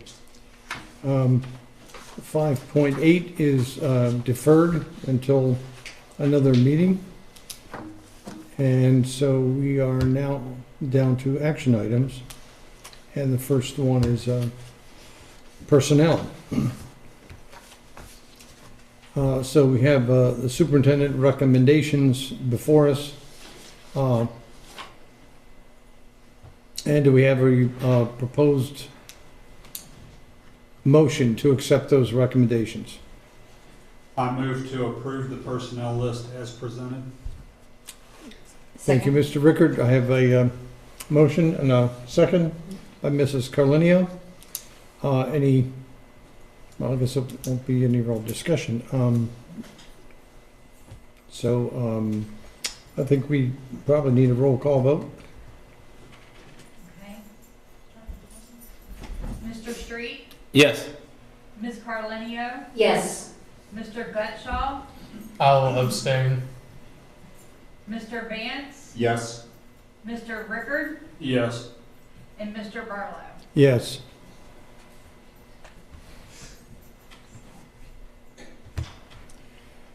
Uh, 6.2 is the proposed fiscal year 26 budget development calendar and school board meeting dates for 2025. I'm gonna make a motion that we postpone item 6.2 until the December 12th meeting to give board members some more time to review the calendar for the 2025 board meeting dates and the fiscal year 26 budget development calendar. Do I have a second to do deferring action item 6.2? Second. Second by Mrs. Carlinio. Any discussion? Do a voice vote. All those in favor of deferring 6.2, the budget development calendar, please signify by saying aye. Aye. Any opposed?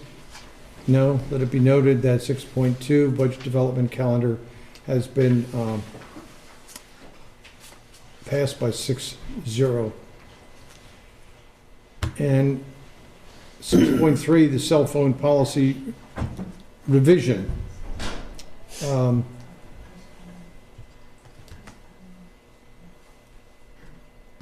We have the revision that has been presented to us earlier this evening by Dr.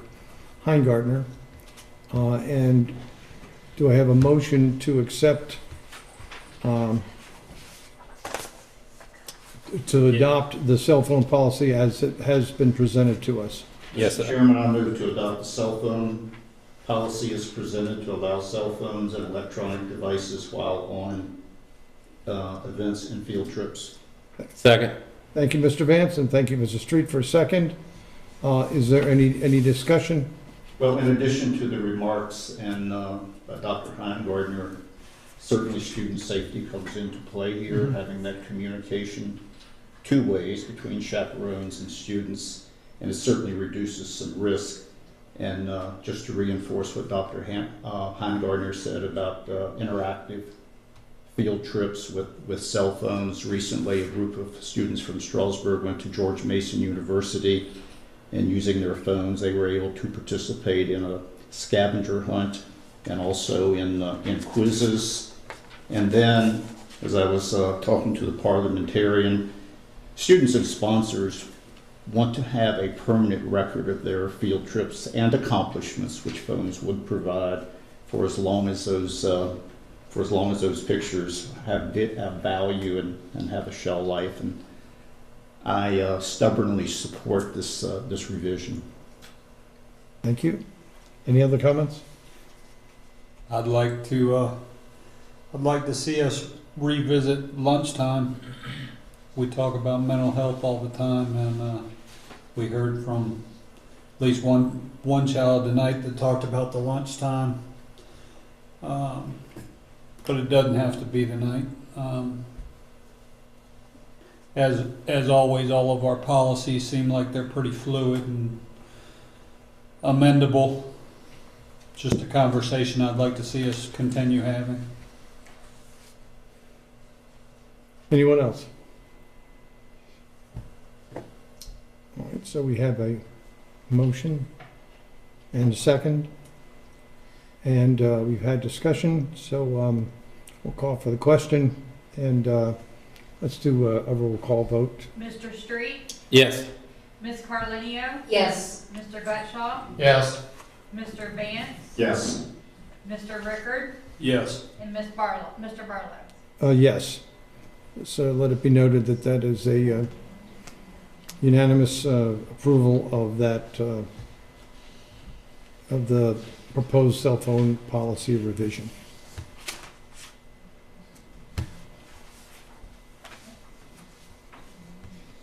Dr. Shepherd, monthly report. Yes, thank you. So I would like to welcome our new Director of Finance, Ms. Campbell. She's back in the blue back there, so please welcome her when you get the opportunity. We're glad she's with us. This is day 3, I believe, so we're excited to have her here with us. So attendance for the 3rd straight month, we saw some improvements in our attendance rate year over year with an overall attendance rate of 94.8 for the month of October. Strasburg Theater students, under the direction of the director Sharon White, won the Bull Run District Championship with their one-act play. They will next compete at the Region 2B competition on November the 23rd in Stuart Strath. We had our 3rd annual SCPS Showcase Education Expo, which was a huge success. Hosted by Strasburg High School this year, the expo featured representatives from our schools and departments showing off all CPS has to offer. In addition to the tables in the main gym, we had musical performances by several of our choirs and bands. Mac the Bus from Triplet Tech was there. We had animals from our Strasburg FFA, and even a helicopter arrived on the Strasburg football field. So that was a great fun time for our staff and our families. Signal Knob outdoor classroom has been completed. Mr. Kibler, who is the masonry teacher at Triplet Tech, him and his students completed the outdoor classroom at Signal Knob with the students and staff getting to help lay the final bricks in with their initials on them underneath. Students have already begun to enjoy the new space during their lunches. And then Central High School's Marching Falcons Band earned their 2nd highest rating of excellent at the Virginia Band and Orchestra Directors Association State Marching Band Assessment. They've put in a lot of hard work, and that was excellent news for them. Ashby Lee hosted their annual Veterans Day celebration on Monday. They had more than 40 cars of families and local community members who have served our country, making the loop around the school parking lot while students cheered and waved signs. And then the Stonewall Jackson High School band played songs, the song for each of the military branches, and our guests enjoyed that tremendously. The spelling bee is at our middle and our elementary and middle schools. If you are available, there are a few more spelling bees coming up. And then our top 2 finishers, that's the 5th, 6th, 7th, and 8th grades, will advance to the county spelling bee in January. Be happy to answer any questions if you have any. I've got some. Had a parent reach out to me, and I was very thankful. They reached out on the fundraiser report, and I got to be honest, I don't take much time going through it. I trust that everything's on the up and up. But when they reached out to me and I started going through this, I was alarmed by the first line item. The first line item was a fundraiser to raise money for SPED at North Fork Middle School. And it says funds will be used to purchase supplies, books, incentives, and flexible seating options. To me, that just sets off alarm bells to the whole name change back in 2020 and money being taken from SPED. But I don't understand, and this parent couldn't comprehend, and I couldn't even answer them. I looked through here, and like Strasburg swim team has 2 fundraisers to help with the cost of apparel and equipment. Why are we having to do fundraisers to raise money for apparel and equipment? There's one on here that I really was raised question to myself. Central High School. And I would really like a detailed report. Back at February's meeting, we approved a donation of $7,000 from the Woodstock Moose, and it was earmarked for Central High School baseball, softball, and basketball. I've gotten a report from somebody close to Central's basketball that the boys basketball team received 6 balls and the girls basketball team received 6 balls, but that was it. And on this report, they're wanting to do a fundraiser to raise money for basketball, girls and boys basketball. I would like to know where that $7,000 went that the Moose donated back in February for basketball, softball, and baseball. Are we able to get an itemized spreadsheet on how that money was spent? Yes, absolutely. I'm sure we're able to do that. And our schools have always done fundraisers too, and like the one you mentioned at North Fork for flexible seating options. So our schools provide seating, but if there are other opportunities for seating, options for seating that the school doesn't necessarily provide, then schools can fundraise. We write grants. We're now looking at the Helen Moore grant opportunity where, our schools write grants for things that the school doesn't necessarily provide. But our schools do provide all the books and textbooks and materials needed for students to learn. These are probably just extra things that aren't required or aren't provided. Well, the first items listed on there were supplies, books, and incentives ahead of the flexible seating options. The flexible seating options I can understand. It was just alarming to go through this list. I had never gone through it with this much detail, and it was, like I said, it was alarming when I saw the basketball at Central High School when, like I said, back in February, we approved a donation from the Moose of $7,000. And now they're having to fundraise for equipment. I just don't understand that. But then here's some more. There's a couple for Ashby Lee, and they listed as school needs. I mean, to me, our budget should be taking care of school needs or teacher supplies. And this is an age-old question. They do take care of school supplies.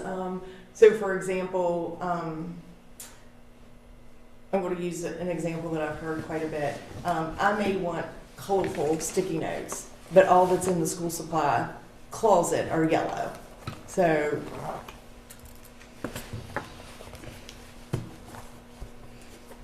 that was my only question. It just, like I said, it raised concerns when that parent called me and I had no answers, and then I started going through it line item by line item. It was pretty alarming.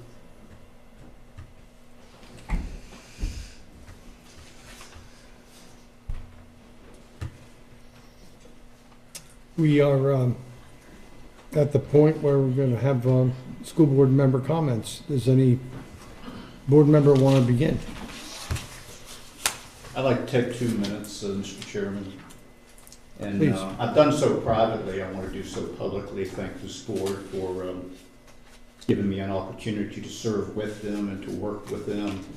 And as I have said previously, nudge public education in Shenandoah County always forward and always upward. And Madam Superintendent, I really appreciated the 2-hour crash course on being a school board member. And you didn't tell me how brief these meetings really were. And your team, Ms. Jett and Ms. Stickley, you were always one step ahead of me. I walked in, put the folder in my hand, I didn't even have to ask for it. So publicly, I thank a lot of people. Thank you. Thank you. I can go next if you like. To the parents from Sandy Hook that have reached out to me about the mold that Ms. Weinking brought up tonight, just for the record and so that they all know, I have talked to Dr. Shepard about it. It is an issue that has to be taken care of when no kids are in the building. So do not think that that is not in some way moving forward. That discussion is still moving forward. We are not neglecting that. The HVAC issues at Sandy Hook, we heard talk about that tonight with the CIP. The air quality testing, I would like to know maybe at December's meeting if air quality testing has been done at Sandy Hook and what the results of that were. Also, somebody mentioned W.W. Robinson structural issues. I think it was Ann Weinking brought it to our attention tonight. I'd like to know what those are. at the December meeting as well. And then the kids that are on swim team that have reached out to me, the parents have reached out to me about no practice facility and stuff like that. I talked to Chairman Barlow. We were going to have it on tonight's agenda, however, we decided to move it to December so that we could reach out to Ina Ray Chrisman and Sam Chrisman, the coaches there at Strasburg, and try and get a more definitive details on what they're dealing with and how we can better approach that. I've also talked to members of Strasburg Town Council. They're looking at possibly getting a grant to enclose Strasburg Town Pool so that it can be used year-round. It doesn't solve this year's issues, but it may be an issue. It may be something we can look at for next year. So looking forward to working closely with them. If any of you all would like to be involved in that conversation, I would welcome you, and I can reach out to you and let you know when they're having discussion on it again. I'd also like to respond to what happened at a November 4th meeting.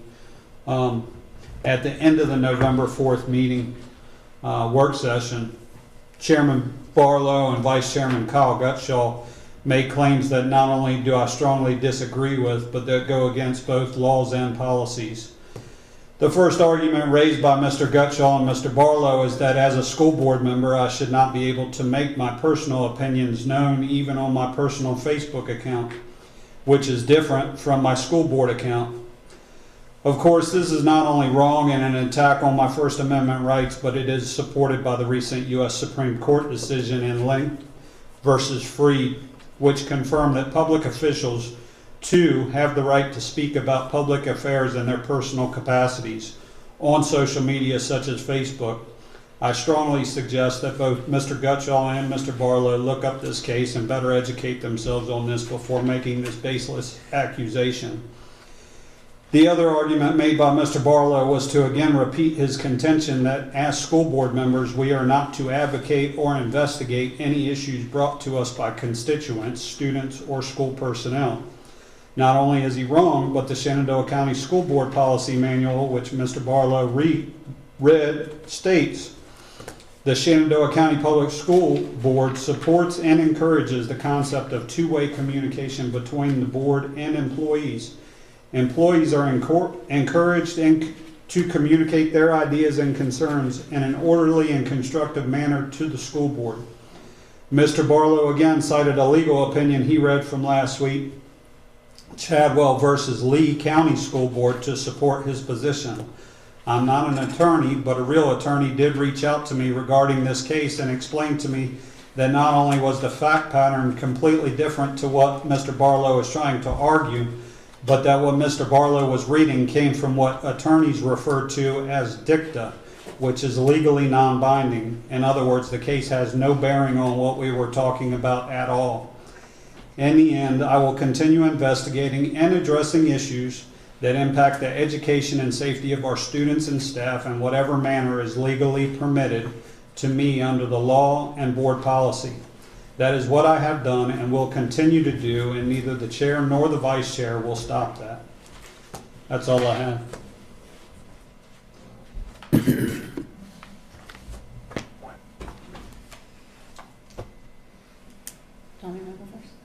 Sure, I'll go next. Real quick, first want to officially welcome Mr. Vance. Welcome to the board. Looking forward to working with you, and heard a lot of great things about you, so welcome. Thank you, sir. Next, again, want to congratulate the schools that was honored earlier, the Exemplar Awards. So, big congratulations to those schools, Stonewall, Strasburg, Signal Knob. But, I really, also want not just the administrators that do a great job and from the top, the superintendent on down, but I really want to thank the faculty, the teachers in those classrooms. Kudos to you all, to those faculty members of teaching the students. The next, I had the opportunity to visit Signal Knob the other day. I personally wanted to stop in and congratulate the Signal Knob FFA for winning, being number 1 in the nation. But I just was there to visit. While I was there to visit and spent a little time there, but I was very impressed with my visit there at Signal Knob. So I just wanted to comment that I had a really good visit there and was very impressed. And I think we were talking that courtyard. You're talking about the one that was in front. Mm-hmm. Yes, I like that idea. Mm-hmm. That's awesome. So might see the duplicate in the south end. Anyway, but that was really nice. Mentioned earlier, it was mentioned earlier. I want to thank Mr. Lucas Long for a presentation done earlier today with the school board and the board of supervisors. We toured the school bus garage facility, and so that was nice. And just wanted to thank Mr. Long for the presentation there and the tour and that opportunity. We know things can't happen tomorrow, but we have to start somewhere. And so, we have to start somewhere and hopefully be able to move forward with our facilities, especially the facilities especially original facilities that were built in 67, 68. So, anyway, Mr. Chairman, that's all I have. All right, my turn. I just wanted to welcome Mr. Vance to the board. I hope it's everything that you hope it will be, and then some. But I'm sure you're going to do some valuable insights, so I appreciate that. I wanted to have a few things. One is that the Mental Health Task Force met last week, and we had a great meeting, I thought. We met with student representatives from our middle and high schools, and they gave us a lot of feedback and much appreciated insight on what's in their minds, and they were not afraid to talk, so I love that, and I look forward to having them in future meetings as well. Some of the issues that they mentioned included the workload that they have, not feeling like they're getting enough support from teachers or staff, that they don't have people to talk to. It was interesting that one of the comments that came was that someone appreciated the cell phone policy, and I thought it was really interesting that it seemed like it was mostly the middle school students that appreciated not having to have their cell phones with them at all times. So I think we're going to be, Dr. Shepard is going to be compiling all those comments that we got and the feedback, and hopefully we'll be sharing that with you later as well. I did want to, a couple more things, piggyback on what Mr. Rickard was saying, because we did have some people and some attorneys actually reach out to us and tell us that in fact there is a Supreme Court decision that has, and it's a Link versus Freed that Mr. Rickard actually alluded to, that does explain what the rights of an elected official are with regards to the First Amendment. And one of the things that the holding held is that so long as the member is not speaking on behalf of the board, or has the authority to speak on behalf of the board, then that member still retains the right to speak, especially on their personal social media. The other thing was regarding, again, the advocacy and investigation. I know Mr. Barlow brought this up again, and I believe he was referring to the case of Shadwell versus Lee County. And it's very important that we actually differentiate, not just that it was dicta, so it was not part of the official opinion of the judge, but that it was saying that the case, the fact pattern in that case is very different. I mean, that was a school board that was actually going after members of the opposing party, and they were trying to pretty much weaponize the fact that they had gotten elected, and they were trying to work against teachers and staff that were of a different party. So obviously the judge was not going to allow that. So I encourage everybody to read that so that they get a better understanding of what that case really is about. But my other and last issue was something that I had brought up to the Chairman and Vice Chair with regards to an item that I wanted on the agenda for today.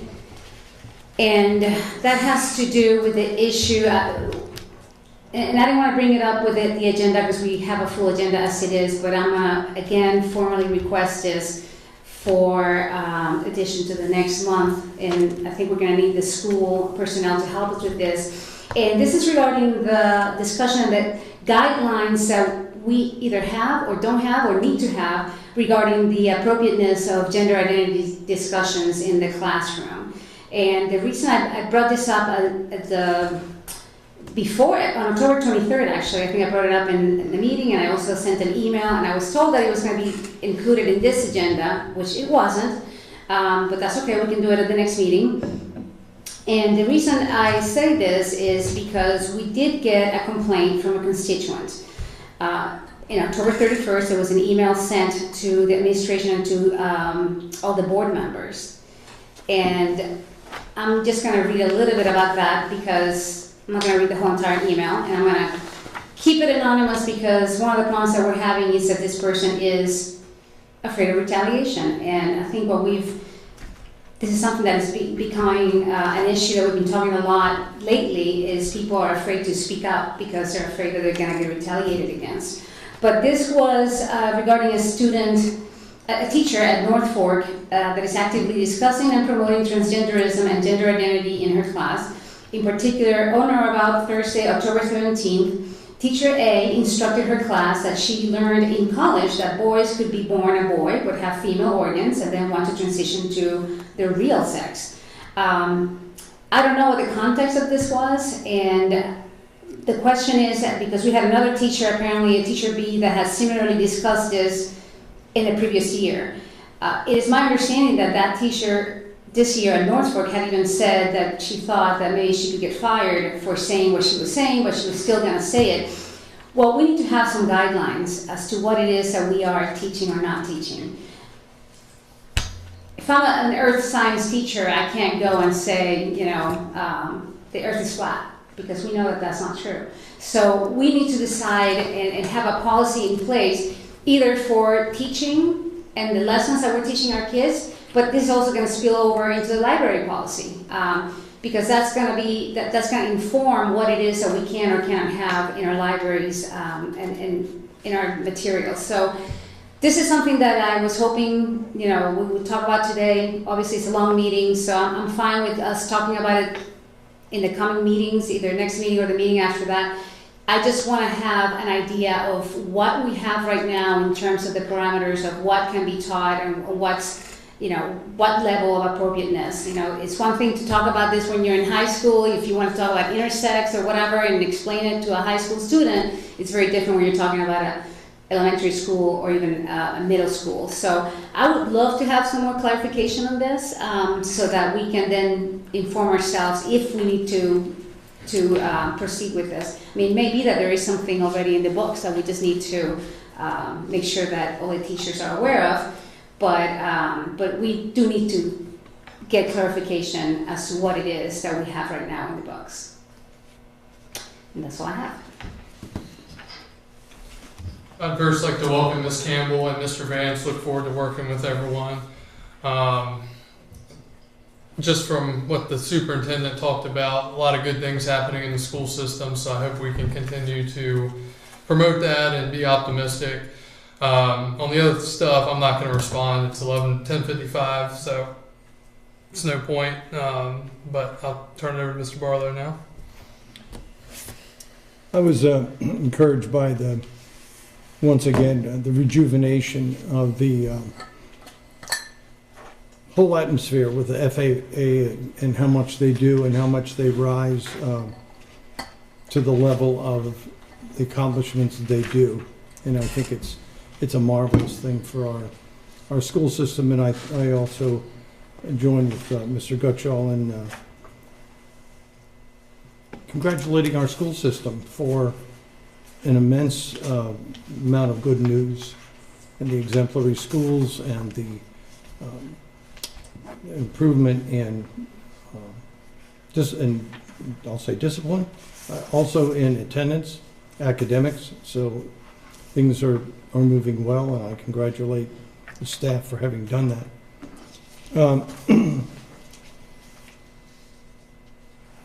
There is a distinction between school board members operating independently and operating as a corporate board. And the law is pretty sketchy and on those because it is. Because the two paragraphs have to do with the body corporate, and I'll read the final sentence. And school board members appointed or elected by district or otherwise shall have no organization or duties except such as may be assigned to them by the school board as a whole. One of the problems that I had with some members is their individual investigation of matters and being advocates of certain personnel involved in personnel decisions, which seem to go awry from what we have to do as a board to adjudicate that when it finally comes to us. And so having school board members who are investigators, and our school board lawyer said that they should not be investigators. They should gain information. We are enjoined to find out as full information as possible about the conduct of public schools. But the norms for getting that information are very clearly set out. And communicating with the superintendent and bringing those concepts and those concerns to the superintendent's attention so that they can be resolved by the staff who works on these things daily is generally what should be done. And there's paragraph after paragraph in our norms about us, school board, fielding concerns and handling requests. And in each case, it is to encourage the complainant to contact the appropriate staff member, teacher, principal, and the board member will alert the superintendent and chair of that particular concern. So when a school board member is aware, or at least made aware, or thinks that there is some information about how the school is running, it needs to be turned over to the superintendent and the staff to find out what's happening. The staff has multiple years of experience in running these, has multiple degrees. They work at it 24/7. That's their job. Their job is to run down these things. I call the superintendent probably once, twice a month with questions about why is the school bus route so long? Why is this wrong with the playground?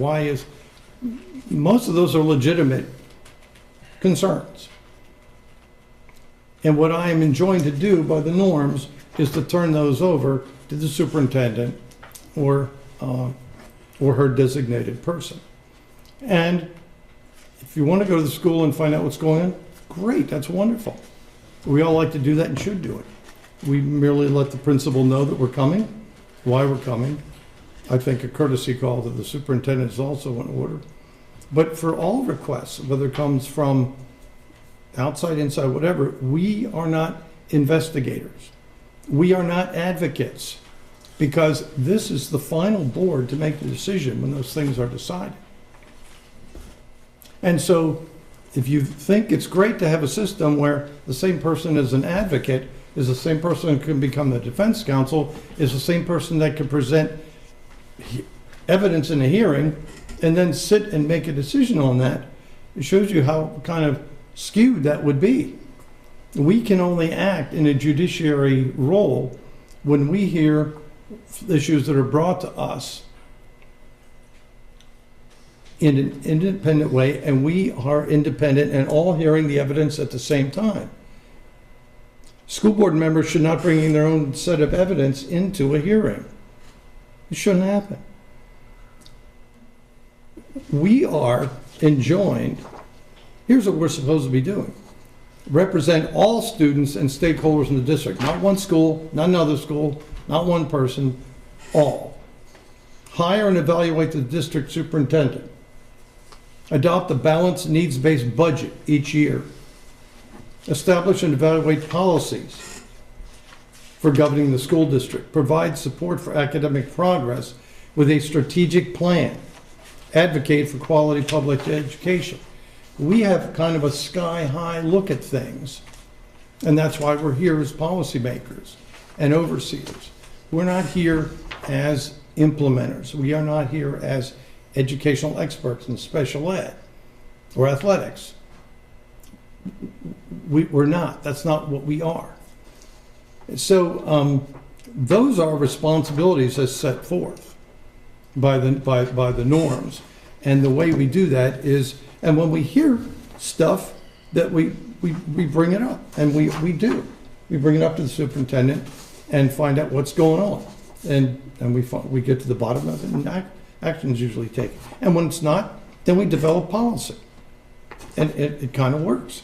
The case that I cited did start from a different premise, because there were people trying to get some people fired and another group of people inserted in there. But the judge, and it is the judge's decision, and this was the case that was presented to us by our hired lawyer, okay, said that instead of directly engaging in the management of personnel decisions, the school board members are held liable individually, and that the court's warning to all school boards, these cases should be a lesson to local school board members, if one is needed, of the danger of their micromanagement of personnel issues. It is far better for school board members, most of whom are part-time volunteers, usually ill-paid for their time spent, to concentrate on selecting a well-qualified professional superintendent in whom they have faith, and leave that person the selection and assignment of subordinate school personnel. The evidence here, where the board spends so much of its time selecting slots for individual teachers and supervisors, show exactly the wrong way to go. Instead, a school board should utilize its time in deciding the appropriate education policy for the community. So this is what the judge said in case law, which is still cited. We do act as the only thing we have authority to do as a group is act corporately, not individually, to act. And it was stated erroneously at the last meeting. See, I have some quote, and maybe I remember the quote, but I'm not sure if I took it down off the minutes. And it's a quote from Mrs. Carlini that says, "This is the reason why she and Mr. Rickard created the Personnel Committee." Well, that's not true. She and Mr. Rickard do not have the authority to create the Personnel Committee. The Personnel Committee had already been created. It was inactive, and they staffed the committee, so they're on the committee. But that committee is not acting corporately for the board and has no authority. The policy committee does not have the ability to write policy. The policy committee can take a look at things and recommend something, but it's not our job to pass it. It's the board which does it and has the authority. And when we start picking winners and losers, like a certain school being better than another school, and we're acting that, saying that on public blogosphere, we're in a heap of trouble because we are the ones that can be sued. The school board is suable and can sue, and the school board is liable, and individual school board members can be liable. So we have to be careful in that when you want to play advocate, defense, judge, and jury, that if somebody comes along and says, you know, you don't have all those rights individually, we're putting ourselves in the crosshair of litigation. And we have to be careful as we do that. We can go ahead and do it. I can't stop you. But we certainly could put ourselves in the way of possible litigation and problems. So I think the concept of letting our very able staff do its job, our very able superintendent do her job, while we tend to things like CTE and where our what kind of restoration or rebuilding we're going to do, what our strategic plan is, and concepts of what kind of energy sources. That's great, good for us. And when we uncover problems in a school, we turn it over to the people who have excellent administrators in those schools to solve the problems under the rubric of a central staff. That's what these guys get paid for. Some of them get paid a lot of money, and they do good jobs. But it's not our job. Our job is to write policy and make sure it's being carried out. And then when there's a problem, we go to the superintendent and say, looks like there's trouble in paradise, or maybe there's not. Please explain to me why what I think I'm seeing is not what I'm seeing. And very often it's happened to me. I understand.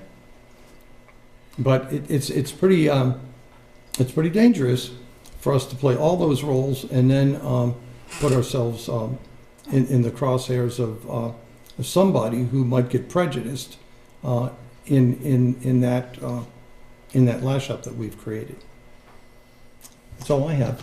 Well, I did want to, because there was allusion to me, and I don't recall me saying that I'm the one who started this personnel committee, because I know that we did it as a board. You said that you created it. No, we didn't create it. I said that we saved it. No. Because you guys, you were going to be, okay. Okay, excuse me. I mean, it just sounds for the last 15 minutes. I had school board member comments. I've concluded those. If my quote about you was wrong, please look in the tape and let me know. Okay, so because I listened to it and I wrote it down. Okay, so if in fact that is correct, then I must have misspoken, because I never thought that I actually created that committee. I'm very much aware that this is a committee that you have slated to eliminate, and Mr. Ricker and I decided to save it because we thought that it was important. I'm sorry, can I talk?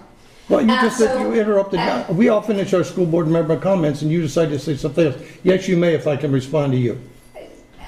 You can respond after I talk everything, and you can talk for another half hour if you want after I just make this mention of this. I guess that's a yes. Yes, sure. Okay, thank you. So even if I did say that, then I'm here then to say that I did not mean that. That what I meant to say is what I've said at every other meeting when I have talked about the personnel committee, which is that we created it to actually listen to the staff and our teachers. Now, I just wanted to make sure, because I know you were talking about the board norms, I want to cite the school board policy manual here, which is above the board norms. And I'm talking about section G, personnel, board staff communications. This is GBD, BG. The Shenandoah County Public School Board supports and encourages the concept of two-way communications between the board and employees. The superintendent is the official representative of the school board in its relations and communications with its employees. But again, it's talking about the school board having the right to do that. And in fact, it goes to the next paragraph, which says, employees are encouraged to communicate their ideas and concerns in an orderly and constructive manner to the school board and or the superintendent. But the and or means that they can do it or not do it, but that's our right, that's what we are actually tasked to do here. And then it goes on to say the school board desires to develop and maintain the best possible working relationship with the employees of the school division. So that right there supports everything we're saying. I understand what your opinion is about whether we're advocating or investigating. It seems like in this case, every time we investigate something, we're looking into something because that's what the board policy manual tells us to do. And we are going to keep on doing that. Again, taking into consideration the Shadwell versus Lee County School Board, which I'm glad that you finally read the entire paragraph, because the judge is very clear in saying the evidence here, where the board spent much of its time selecting slots for individual teachers and supervisors, show exactly the wrong way to go. We have not done any of that. Right now, as anybody who's been to our meetings, when we held one at the northern campus, the central campus, and the southern campus, we wanted to listen to all the teachers and the staff, listen to their concern. We have our emails, they call us, they email us, and it is our responsibility to actually look into what their concerns are, and then we bring them to the board. And we've done nothing but that all along. So for you to misrepresent what we have been doing into some kind of advocacy or investigation simply because we're listening and we're bringing this to the board, I'm going to take an issue with that every single time. Okay, thank you. So, absolutely no argument with the fact that there needs to be two-way communication. That's fine. That's excellent. And the norms explain how that works. If communication with staff in schools, visitation by school board members is encouraged with a request that you contact the principal with the intent of the purpose of the visit. Good. You can get your information. Fielding concerns and handling requests for information from parent and community concerns. Board members will listen and encourage the complainant to contact the appropriate staff member, teacher, principal regarding. So there we go. So when parents, when community concerns, faculty and staff concerns. So when faculty and staff get a hold of us, the board member will listen and encourage the staff member to contact the principal and/or immediate supervisor. Advise the superintendent and, as warranted, the chair. Board requests for information from central office staff. When board members need information from central office staff members, the request will be made to the superintendent by the board member. So there are procedures, requests for information from, these are all in the norms. If a board member determines the need to request information pertains to operation of the organization from the principals and their staff, the request will be made to the superintendent for response. So this is the realization that the superintendent is the head of a staff and faculty system, and when we hear something that we want to have understood or explained or resolved, our job is to listen, make sure we've got it the best way we can, and then turn it over to the superintendent for action. So we are encouraged to get information, to do it exactly as I've just described. Okay, it's not by bringing your own evidence into a hearing. It's not telling a school, or mentioning on your Facebook page that such and such a school always does that kind of stuff. It's not really helpful for you to be telling kids that the school system has fumbled on a personnel decision when you don't know that yet. It hasn't even been described. So when you take that upon yourself as a member of the school board and you tell a student that the system has fumbled it, and I forgot the other word you used, this is taking upon yourself an authority that you don't have as part of the corporate group. Well, so with that, I'm going to. But I have a question. Since you mentioned that, and let me ask you a question then. What are we supposed to do when a teacher, or a parent, or a student reaches out to a principal and that principal does not answer? You go to the superintendent. When there's no answer there either. Well, when that happens, let's adjudicate it. You don't have the right to just say this yes, school system's fumbled. I do have the right. Actually, I was elected to represent you were elected to be a member of a corporate board. You're not elected to be an investigator or an advocate. It's not being an advocate. Yes, I am elected to be an investigator. Okay, I would like to entertain a motion to adjourn. Second. I have a motion and a second to adjourn. All those in favor say aye. Aye. Opposed?